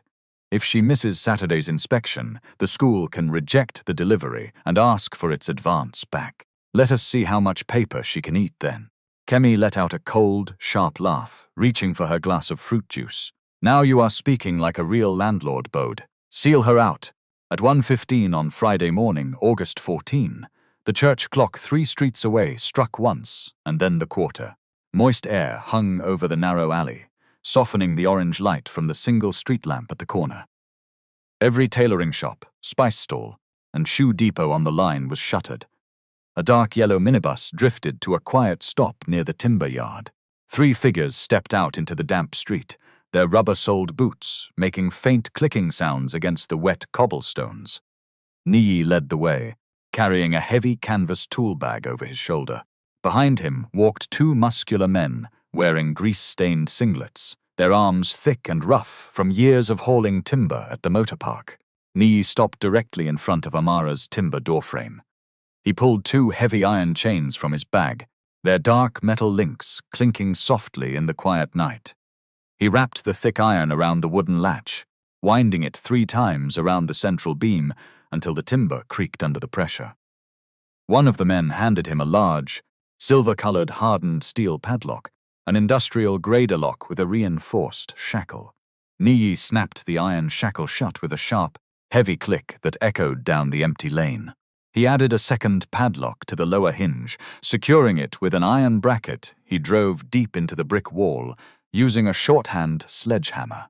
Above them, on the second-floor balcony of her boutique, Madame Kemi stood behind the dark lace curtain. She held a cold glass of white wine in her right hand, her gold rings catching the faint streetlight as a cruel, satisfied smile spread across her face. She watched Nii wipe his sweaty forehead, give a low nod toward her balcony, and disappear back into the yellow minibus with his men. By 6:30 that same Friday morning, the sun rose hot and bright, casting long yellow light through the market alley. Amara walked down the street carrying a clean plastic basket covered with a blue cloth, containing fried plantain and boiled eggs for the morning. Faith and Blessing walked beside her with 2 empty cardboard boxes meant for packing the remaining 20 school shirts. Faith was laughing at a story about her younger brother when they turned the corner. Her voice cut off mid-sentence.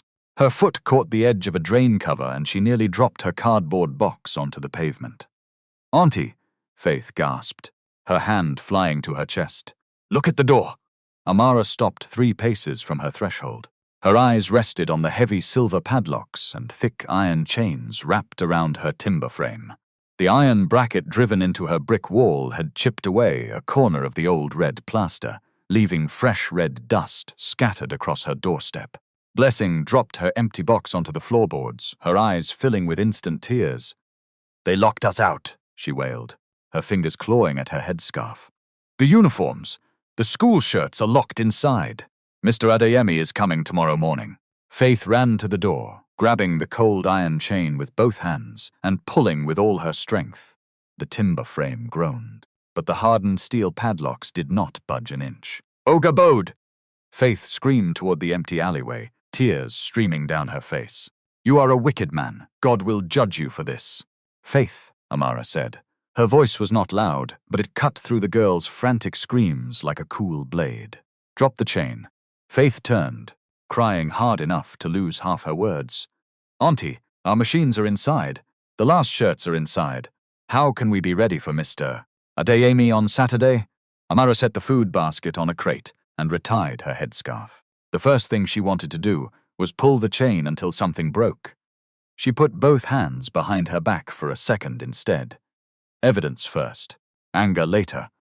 She reached into her canvas handbag and pulled out a small black digital camera, an old Japanese model her uncle had given her 4 years earlier. She photographed the 2 padlocks, the fresh damage around the iron bracket, the chain around the timber, and a wide view that clearly showed her shop number. Then she checked the camera clock before taking one final frame. The timestamp read, August 14, 2026, 6:42 a.m. Across the narrow lane, Madame Kemi stepped out onto her tiled porch wearing a bright red silk gown. She held a porcelain cup of hot tea, taking a slow sip as she looked down at Amara, kneeling in the dirt with her camera. "Good morning, Amara," Kemi called out, her voice dripping with fake pity and sharp mockery. "Is something wrong with your door today? It seems your landlord decided to upgrade your security for free." Faith took a step toward Kemi's porch, her fists clenched tightly, but Amara extended her right arm, blocking the young girl gently. "Leave her, Faith," Amara said. "We need witnesses more than we need the last word." Dare walked slowly down the alleyway, carrying a short wooden stool he had borrowed from the food cellar near the market gate. He set the stool down in the shade near Amara's wall and sat down, his tall frame relaxed, his dark eyes watching Amara's every movement with quiet pride. She walked first to Oga Chukwuma's cobbler bench, then to Mama Efe's food shed and Mama Ngozi's spice counter. A crowbar might open one door. It would also give Bodhi the street fight he wanted. Amara needed witnesses, receipts, and names.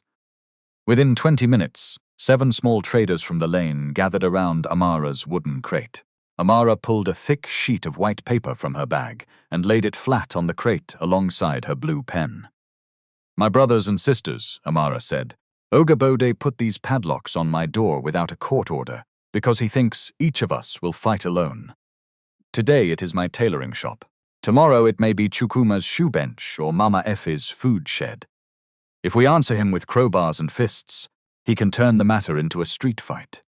Let us write our names, attach copies of our receipts, make statements at the association desk, and take proper legal advice. Then the argument will no longer be his word against one frightened tenant." Oga Chukwuma stepped forward first, his rough leather-stained fingers taking the pen. "I have paid Bode 400,000 naira in illegal cash fees over 3 years. Chukwuma declared loudly, "I am signing today." Mama Ngozi took the pen next, her jaw set firm. "He threatened to lock my spice shed last month. I'm signing." One by one, 11 traders signed their names, wrote their shop numbers, and attached copies of whatever receipts they had. Amara made them slow down when the anger started outrunning the evidence. A transfer alert without a narration did not automatically prove what a payment was for. A handwritten receipt with no date was weaker than a dated one bearing Niyi's signature. Chukwuma wanted to hand over his only originals. Amara pushed them back across the crate. "Keep those. We submit copies and write where the originals are kept."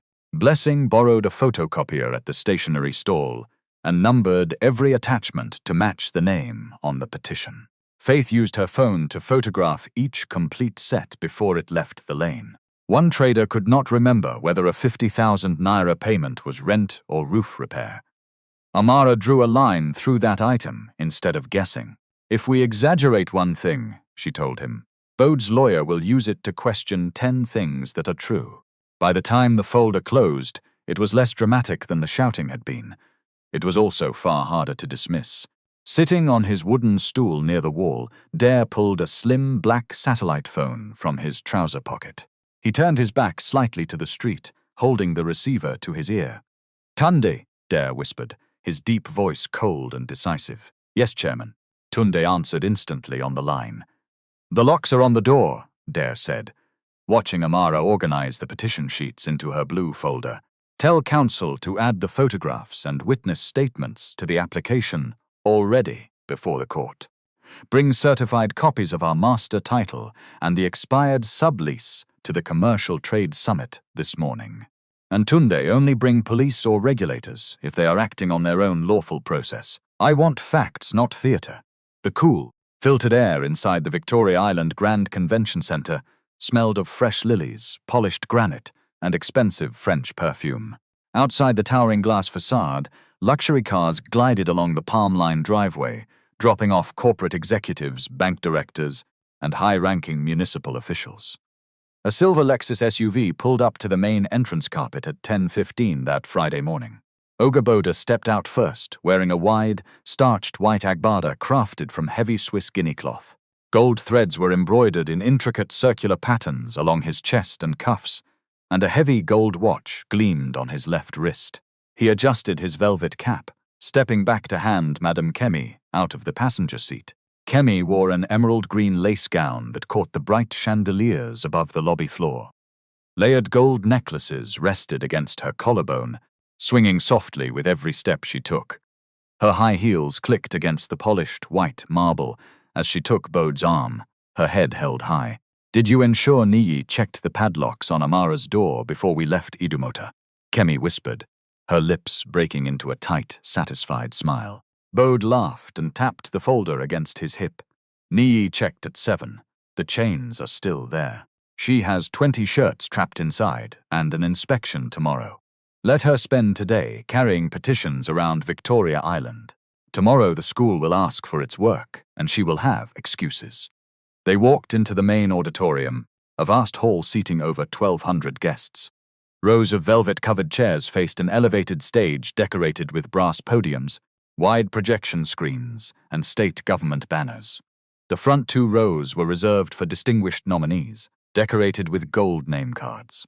Bode found his seat in the center of the first row, right beneath a banner that read, "Lagos Commercial Trade and Urban Development Summit 2026. His gold card bore his full name, Chief Bode Johnson, nominee, Commercial Property Developer of the Year. He sat down heavily, spreading his white agbada over the armrests, while Kemi settled beside him, opening her leather handbag to check her makeup in a small silver mirror. 20 minutes later, the heavy glass doors at the rear of the auditorium swung open. Amara walked into the grand atrium alone. She wore a simple, dark navy Ankara dress, a dress she had cut and stitched herself 2 years ago, neatly fitted around her waist with clean, double-hemmed seams. She carried her faded brown canvas bag over her shoulder, holding her delegate pass in her right hand. Her flat black leather shoes made almost no sound on the marble floor. Amara noticed the chandeliers only because their light showed a loose thread near her left cuff. She clipped it with the tiny scissors in her bag, checked the hall sign, and kept walking. A young security officer standing by the registration desk looked down at her simple cotton dress and her canvas bag, stepping forward with his hand raised. "Madam," the security guard said, his voice hesitant, "this area is reserved for registered delegates and commercial award nominees. The public gallery is upstairs." Amara pulled a folded white card from her canvas bag and handed it to the guard. Chief Olabisi had signed the community delegate pass that morning on behalf of the Market Association after the traders on the line nominated her to carry their petition. The security guard examined the red seal, checked her name against his electronic tablet, and stepped aside with a brief, respectful nod. "Thank you, brother," Amara said, returning the card to her bag. As she entered the main aisle of the auditorium, Madame Kemi turned her head to scan the growing crowd. Her eyes stopped on Amara's navy dress. Kemi's tea glass nearly slipped from her hand. She tapped Bode's shoulder violently with her long acrylic nails. "Bode!" Kemi hissed, her voice rising in a sharp, disbelieving whisper. "Look behind you." Bode turned around, his thick neck straining against his starched agbada collar. When he saw Amara walking down the central carpet toward the delegate seating area, his face turned red, his jaw dropping open. "What is that squatter doing in this convention center?" Bode muttered, standing up from his velvet seat. "Who let a market tailor into a state development summit?" He marched down the carpeted aisle, his heavy gold chain clinking against his chest, until he blocked Amara's path 3 rows from the stage. "Amara," Bode demanded in a loud, harsh tone that drew the attention of several nearby bank directors in black suits. "Have you lost your mind completely? This is the Victoria Island Convention Center, not your muddy tailoring alley in Idumota." Amara stopped 2 feet from him and waited until Bode finished performing for the people who had turned to watch. "Good morning, Ogre Bode," Amara said. "The Market Association issued my community delegate pass this morning after the traders on our line nominated me. The summit registration desk accepted it. I have as much right to sit in this hall as any delegate here." Bode let out a short, mocking laugh, stepping closer until his wide body blocked the central light. "Delegate pass?" Bode sneered, leaning in close so only she could hear his words. You are a locked-out tenant whose machines are rotting behind iron padlocks. You came here with your cheap canvas bag to beg for mercy? Look around you, Amara. Real business owners are sitting in these chairs. People who own land and handle millions. You do not belong on this marble floor.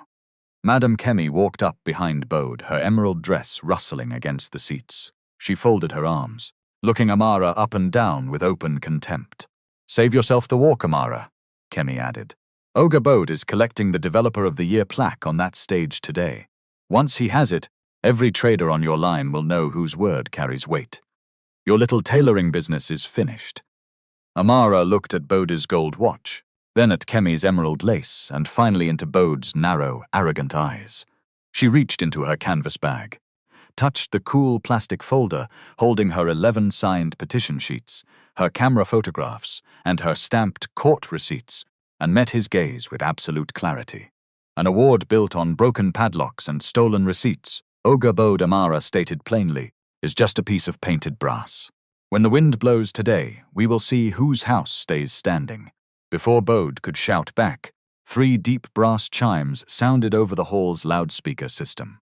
The overhead lights dimmed, and white spotlights focused on the main podium.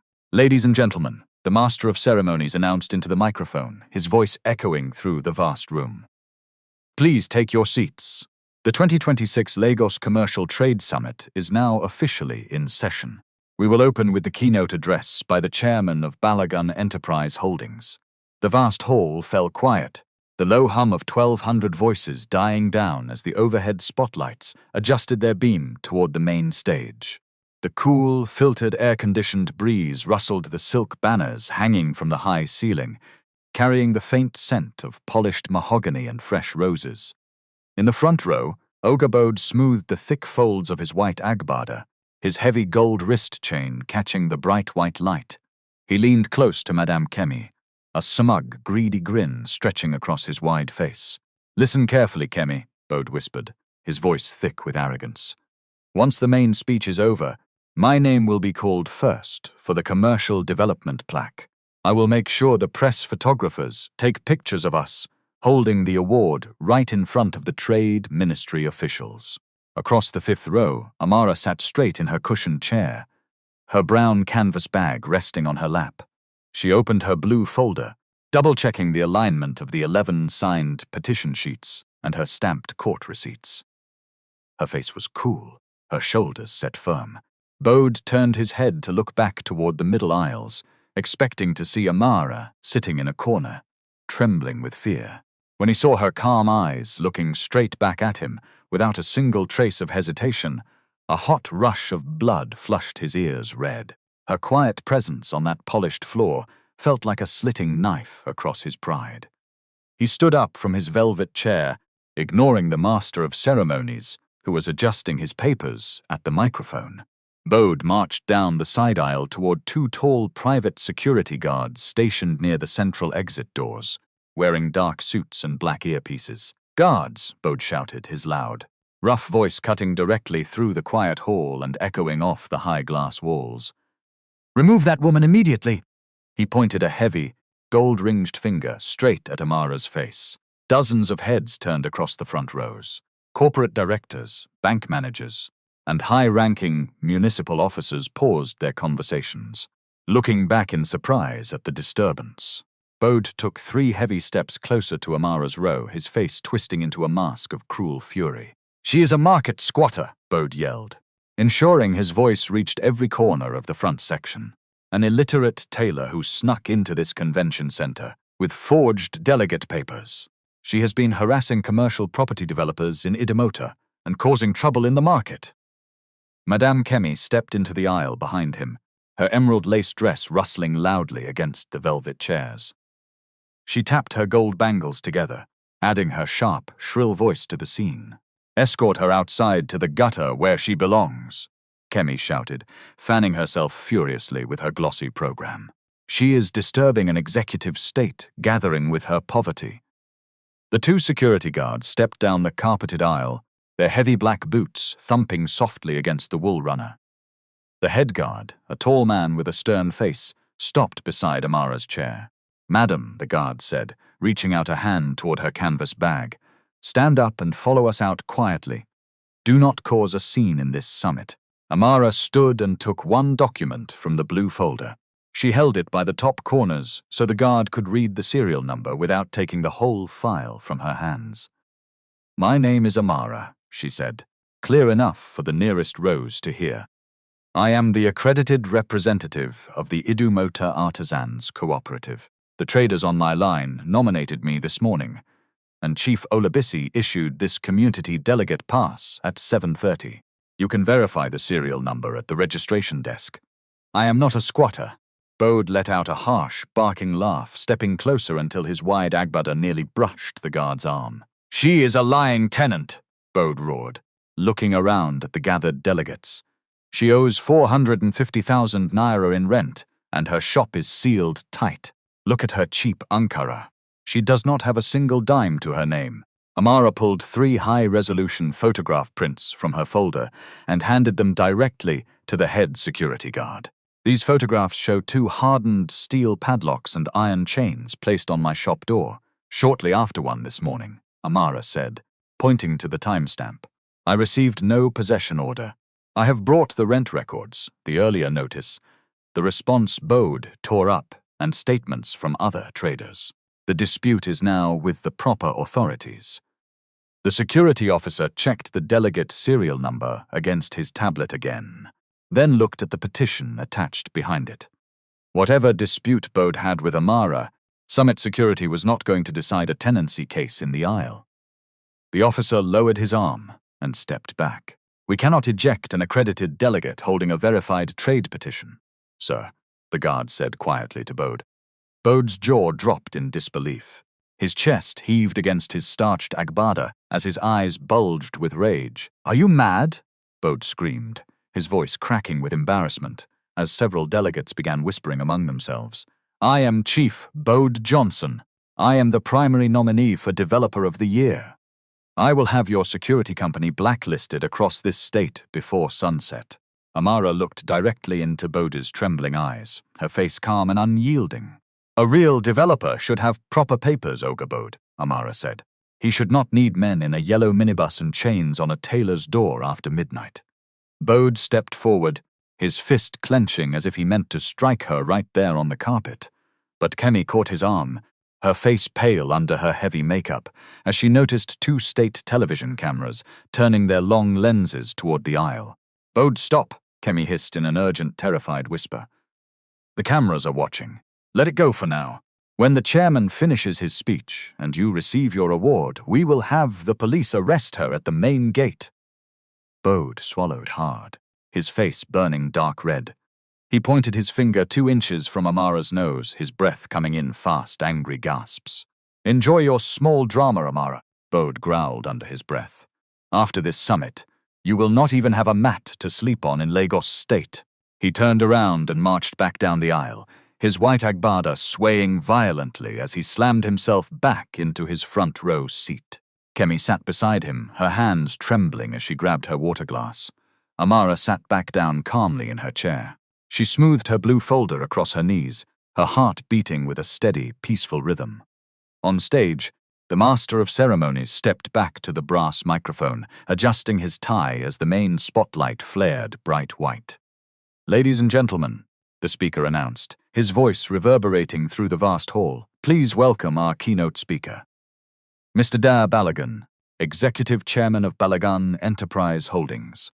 A thunderous round of applause erupted across the vast auditorium, echoing off the high glass walls and crystal chandeliers. The velvet curtains on the right side of the main stage parted slowly. A tall, broad-shouldered man stepped out into the brilliant white center spotlight. He wore a dark charcoal 3-piece suit crafted from bespoke Italian wool, tailored so precisely that every line of his shoulders conveyed quiet, absolute power. His silver-gray hair was neatly trimmed, his jaw clean, and his leather shoes gleamed like glass under the stage lights. Flanking him on either side were 4 senior corporate attorneys carrying thick black leather briefcases, accompanied by 2 high-ranking police officers wearing dark navy ceremonial dress uniforms. In the front row, Bode leaned forward in his chair, His thick fingers tightened around the arms of his seat until his knuckles turned yellow against his white agbada. He narrowed his eyes, squinting into the glare of the white spotlights. Beside him, Kemi inhaled so sharply that the woman on her other side turned. Her water glass slipped from her fingers and rolled beneath the chair ahead, leaving a dark patch across the emerald lace at her knee. Kemi stared at the stage and forgot the stain. It was the old beggar from the rain, the same old man Bode had grabbed by the soaked sleeve and shoved into the muddy street 1 week earlier. The same man Kemi had called a beggar and treated as filth. The same man she had tried to bribe with 10,000 naira to put rotten fish waste inside Amara's shop. Bode's tongue felt heavy and thick in his dry mouth, like a lump of salted leather. His heart slammed against his ribs with heavy, terrifying thuds that made his vision blur around the edges. The old man. Dot! Kemi choked out, her voice a thin, raspy whisper that barely left her throat. Bode, look at his face. It is the beggar. Shut up! Bode spat through his teeth, though his own voice shook violently as sweat poured down his forehead, soaking his starched agbada collar. Shut your mouth! It is a mistake. It cannot be him. Dare Balagan crossed to the brass podium at the center of the stage and adjusted the microphone. He let his gaze travel once across the hall. Government officials, bankers, traders, corporate directors. Then he found Bode and Kemi in the front row. The silence that fell over the room was absolute. No one moved. No one rustled a paper. Good morning, distinguished guests, ladies and gentlemen, Dare said. The microphone carried his ordinary speaking voice to the back wall. His prepared notes stayed folded beside the microphone. He opened with the sentence he had decided on in Amara's shop. When we gather in high halls like this, surrounded by air conditioning, crystal lights, and silk banners, Dare began, his voice echoing across the carpeted aisles. It is easy to forget where the heart of Lagos commerce truly beats. We give awards to men who build concrete towers, but we often forget the small artisans who keep the blood flowing through our streets. The shoe cobbler, the food seller, and the humble tailor who sits behind an iron singer machine from dawn until dusk. In the fifth row, Amara sat straight in her chair. Her hands rested flat on her blue folder. A quiet, profound stillness settled over her heart as she looked at the tall man standing beneath the spotlight. The same man who had sat on her wooden stool, drank her hot ginger tea, swept her concrete threshold, and sorted 2 naira buttons into glass jars. A week ago, Dare continued, stepping out from behind the podium, I walked through the Idumota commercial district without my executive badge, my driver, or anyone announcing my name. Torn trousers and an old shirt changed the way people looked at me before I had spoken one word. That was the point. A low rumble of whispers rippled through the middle and rear rows of the auditorium. Municipal officers looked at one another in surprise. What I found was more ordinary and more dangerous than any grand scandal, Dare said. Traders were being pushed into sudden rent demands they could not negotiate, and some were threatened with physical eviction when they questioned the figures. I also saw one business owner try to sabotage a competitor with a cash bribe. Those are facts I witnessed. The other allegations now belong with investigators, not with gossip in this hall. With a swift gesture of his right hand, Dare pointed toward the giant projection screen mounted behind the stage. The screen flared to life with a certified copy of the property record obtained from the Public Land Registry and the corresponding documents from Balagan Enterprises' own files. This is Master Title Deed number 482, Dare announced, as 1,200 delegates turned their heads toward the glowing screen. Registered to Balagan Enterprise Holdings in 1984. It covers 40 commercial units in the central Idumota market line. The slide shifted, showing an old temporary sublease agreement from 1994 bearing the name of Bode's late father, followed by a red bold overlay that read, Expired Item Mugzago. Our company records show that the family management sublease expired 18 months ago, Dare said. Chief Bode formally took over daily management 2 months ago, but trader receipts show payments made to him as an agent throughout the earlier period. Whether those collections were lawful and what must be repaid is now for the court to determine. What is certain is that Balogun Enterprise Holdings never renewed that sublease. Bode grabbed the front of his starched Swiss guinea cloth and pulled it away from his throat. Kemi stopped fanning herself. The projection screen clicked again. A photograph filled the frame. The image Amara had taken at 6:42 that same morning, showing the 2 padlocks, the iron chains, the chipped brickwork, and her shop number in the wider frame. And when an honest tailor refused to yield to his illegal extortion, Dare said, his voice rising with formidable authority, this landlord brought steel chains at 1 a.m. to lock her livelihood behind iron bars. The entire hall gasped in shock. The hum of 1,200 people breathing in the air-conditioned hall stopped dead. In the front row, Bode felt a cold bead of sweat roll down the deep groove behind his left ear, soaking into his starched white agbada collar. He tried to unbutton his top neck clasp, but his fingers shook so violently he dropped his heavy gold wrist chain onto the carpet with a dull thud.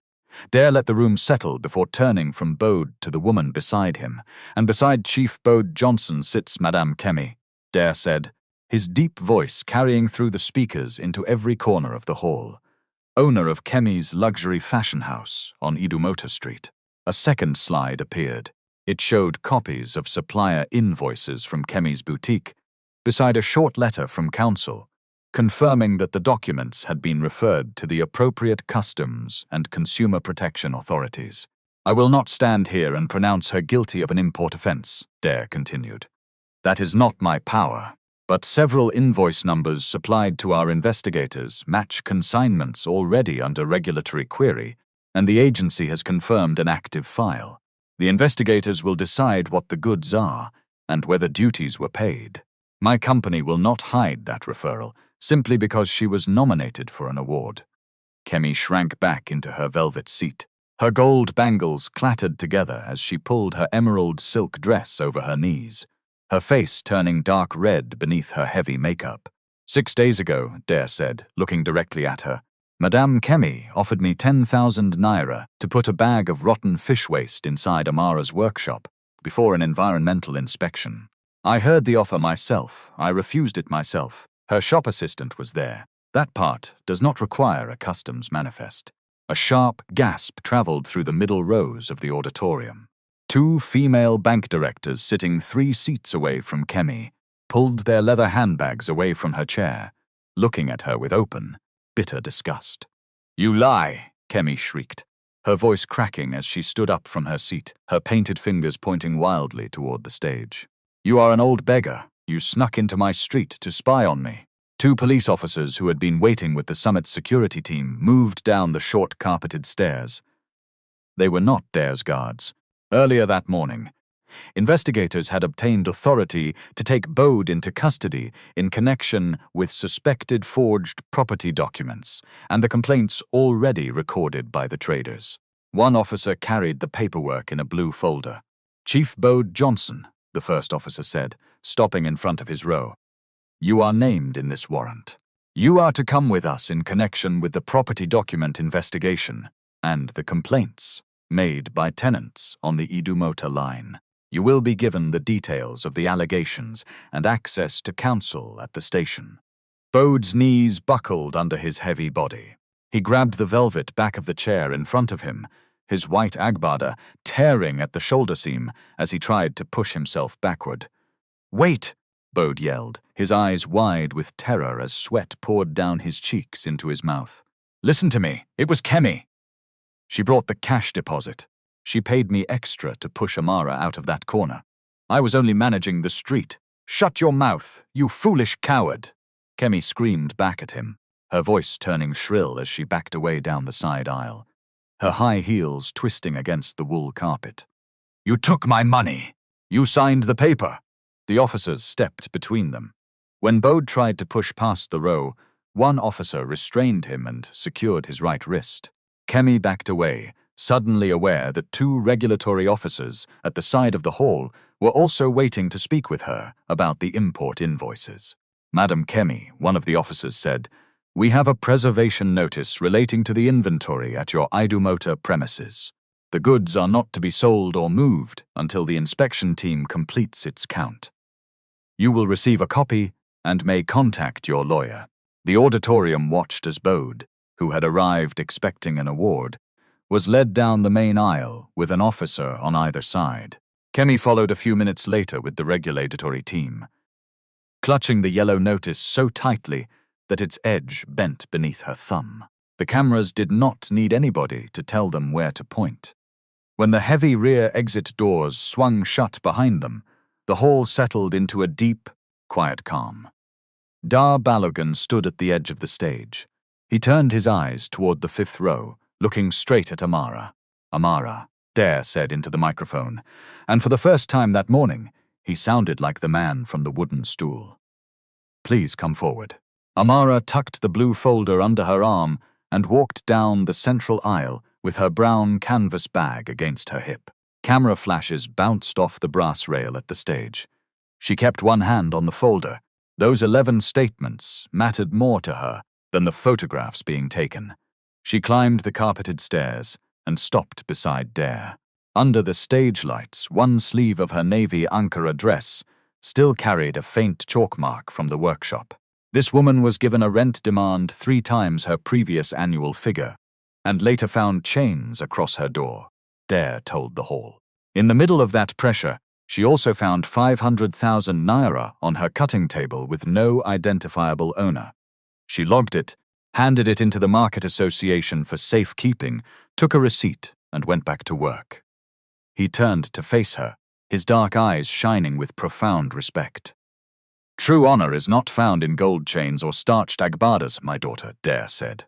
"It is found in a heart that refuses to bend when the storm grows wild." Dare stood beside Amara under the warm spotlights. Nobody needed to be asked to applaud, and he made no attempt to stretch the moment. When the clapping fell away, he looked toward Tunde near the stage steps. Tunde stepped forward with a thin folder. Dare stopped him before he could turn the summit into a courtroom. "We received an interim order this morning, preserving the disputed property records and restraining further interference with the affected stalls while the case is heard," Tunde said. "It also prevents disposal of specified funds identified in the application.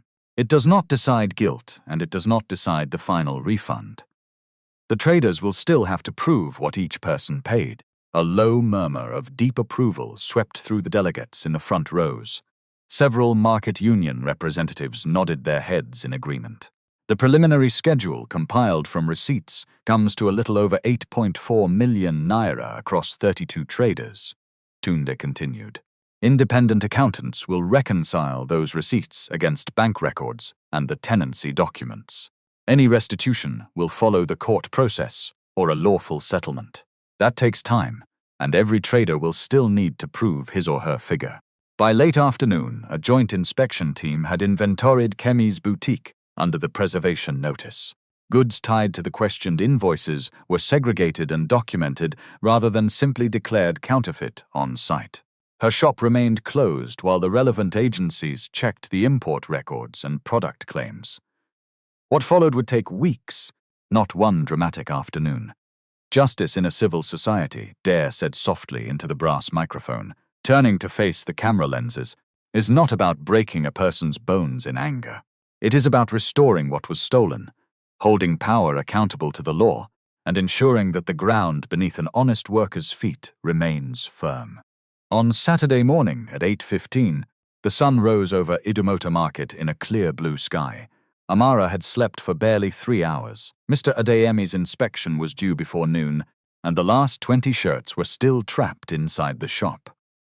Balogun Enterprises' property lawyer arrived with an accredited locksmith, Chief Olabisi, and 2 traders who had agreed to witness the restoration of access under the interim order. The locksmith photographed the locks before cutting them.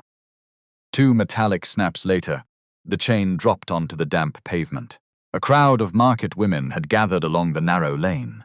Mama Ngozi held a plastic tray of fresh oranges, while Oga Chukuma stood near his leather workbench, his rough hands resting against his apron. When the wooden doors swung open, exposing the clean timber floorboards, the iron singer machines, and the double-stitched navy uniforms resting untouched on the cutting table, a loud cheer erupted down the entire alleyway. Faith wiped her cheeks with the corner of her apron. Blessing went straight to the machine, because there was no time for celebration. Amara touched the chipped place in the timber once, then checked the boxes against her packing list. 20 unfinished shirts. 3 hours until inspection. Faith bobbins. Blessing collars. Let us finish what we started. By 10 o'clock, 2 legal clerks from Beggar Enterprise Holdings set up a claims table outside the Market Secretariat building. The table held forms, receipt scanners and ledger books, rather than a pile of cash. Their job that morning was to document claims while memories and papers were still close at hand. One by one, traders stepped up to the table with whatever they had. Stamped receipts, transfer alerts, handwritten acknowledgements, even old exercise book pages carrying Ni's signature. Oga Chukwuma claimed 410,000 naira in disputed maintenance fees over 3 years. Mama Ngozi's records supported a smaller but still painful figure. The clerks scanned everything and gave each trader a claim number. Where the papers disagreed, they wrote, "disputed," instead of pretending certainty. The money did not return that morning. Over the following weeks, accountants reconciled the claims against bank records and the old management ledgers. Some figures changed. Some were rejected for lack of proof.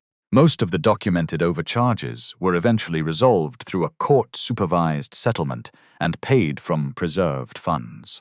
Chukwuma used part of his verified refund to clear a leather supplier's debt. Mama Ngozi replaced a leaking spice cabinet. The lesson the traders remembered was less glamorous than the summit. Keep receipts, insist on written terms, and do not wait until a crisis to compare records with your neighbors. Back on that first Saturday at 11:20, Adeyemi arrived with 2 school staff members and a measuring tape. The final 20 shirts were warm from pressing. He checked random seams, pulled hard at pocket corners, compared the count with the signed specification, and made Faith replace 1 loose button before he accepted the lot. At 11:52, Amara's phone vibrated against the cutting table. The electronic balance of 160,000 naira had entered the shop account exactly as the contract required. She showed the alert to Faith and Blessing, then entered the payment reference in her ledger before allowing herself to smile. At 1:45 that afternoon, a sleek black sedan pulled up quietly at the corner of the alleyway. Beggar stepped out. He wore a simple ironed white linen shirt and dark trousers, walking down the narrow lane without security guards or fanfare. He stepped into Amara's workshop, stepping around the palm frond broom resting against the doorframe. "Good afternoon, Papa," Amara said, looking up from the cutting table where Mr. Adeyemi's signed inspection sheet lay beside her ledger. "Good afternoon, my daughter," Dare replied, sitting on his familiar wooden stool near the louvers. He pulled a thick, white folder from his arm and laid it gently on the wooden cutting table beside her white chalk box. Amara looked down at the document.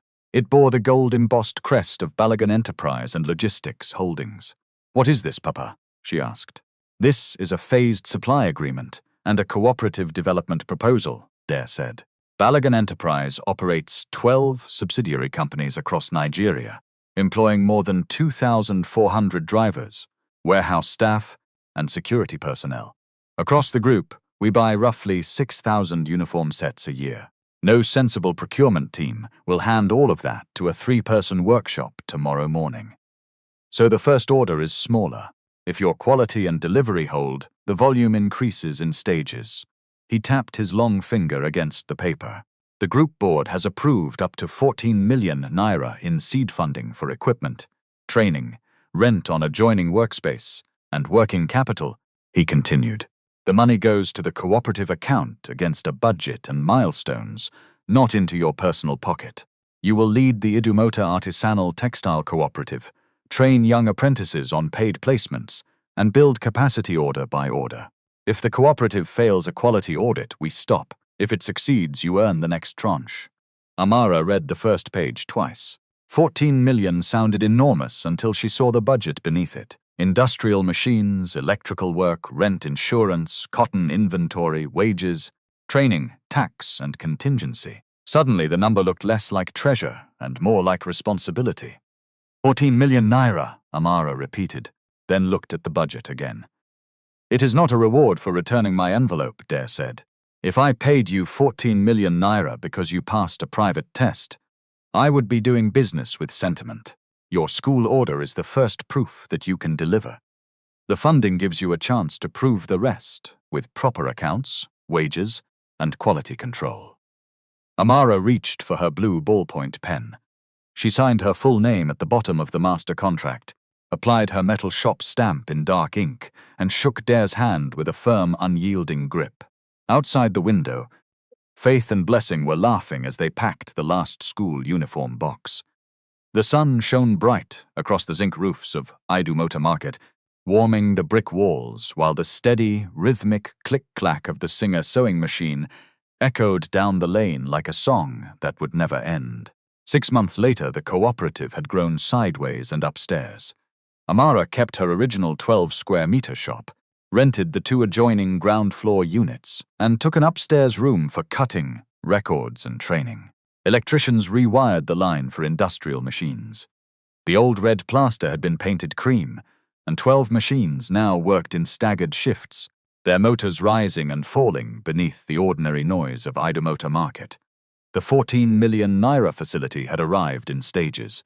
The first tranche paid deposits on the adjoining rooms, rewiring, fire extinguishers, 6 industrial machines, and enough fabric to begin the pilot orders without buying stock on dangerous short-term credit. The second came only after the cooperative submitted invoices, payroll records, and quality reports. Amara grumbled about the paperwork until Blessing reminded her how often she lectured the apprentices about receipts. After that, she stopped grumbling. The cooperative account required 2 signatories for large withdrawals. Apprentices received written placement terms and weekly stipends instead of vague promises that they would be paid after learning. Every rejected garment was recorded with a reason, so the same sewing error could be taught the following morning. They also kept an emergency reserve that nobody touched for expansion. Amara had learned something from the rent crisis. A profitable week was not the same thing as a secure business. Cash flow, records, written agreements, and a little money left untouched could be less exciting than a new machine, but excitement had never paid a supplier on a bad Monday. Faith stood near the wide cutting table in the center room, wearing a fitted dark navy jacket over her Ankara wrapper. She held a silver tape measure over her shoulder, guiding 4 young female apprentices as they pinned the sleeves of corporate logistics driver uniforms. Blessing sat at the administrative desk near the entrance, managing a digital tablet connected to the cooperative's bank account, recording incoming fabric shipments down to the exact meter. Amara came down from the upstairs records room in a simple dark green cotton dress, a leather notebook under her arm. The pages held daily production numbers, rejected pieces, fabric losses, and the weekly wage deposits for every seamstress. She still kept the old cardboard ledger in a locked cabinet downstairs. Some habits were not improved by replacing them with a tablet. "Good morning, Auntie," Faith called out, her face glowing with a bright, confident smile as she held up a finished navy jacket with double-stitched seams. The morning shipment of 150 corporate jackets for the northern route is packed and ready for final inspection. "Check the inner lining seams twice, Faith," Amara said. "Drivers climb in and out of trucks all day. If the armhole pulls after 3 months, our logo will not be the thing they remember. The bad seam will." Outside the open glass doors of the cooperative, the morning trade was in full motion. Ogachukuma sat on a wide cushioned cobbler stool across the lane, stitching heavy leather boots with a modern electrical machine he had purchased with his refunded rent money. Mama Ngozi's spice counter was stacked high with fresh peppers and dried fish, her bright yellow umbrella shading 3 young helpers. Near the street drain at the corner of the lane, a man in a bright orange municipal service vest pushed a long-handled broom over the damp cobblestones. It was Oga Bode. The property case had not vanished in one hearing. But after the document investigation produced an altered renewal paper bearing his signature, Bode entered a plea on the lesser document offense. His non-custodial sentence included community service, while the civil settlement handled the verified tenant repayments separately. Bode paused near the cooperative entrance and wiped his forehead with the back of his arm. Through the glass, he saw Amara checking a sleeve while an apprentice wrote the rejection in a quality control book. Bode adjusted his broom, swept the dry leaves away from the same threshold he had once threatened to empty, and moved on down the drain line. Across the street, Kemi's former boutique carried a different sign. Her lease had ended after the inventory dispute, and the premises were later taken by a community trade training program.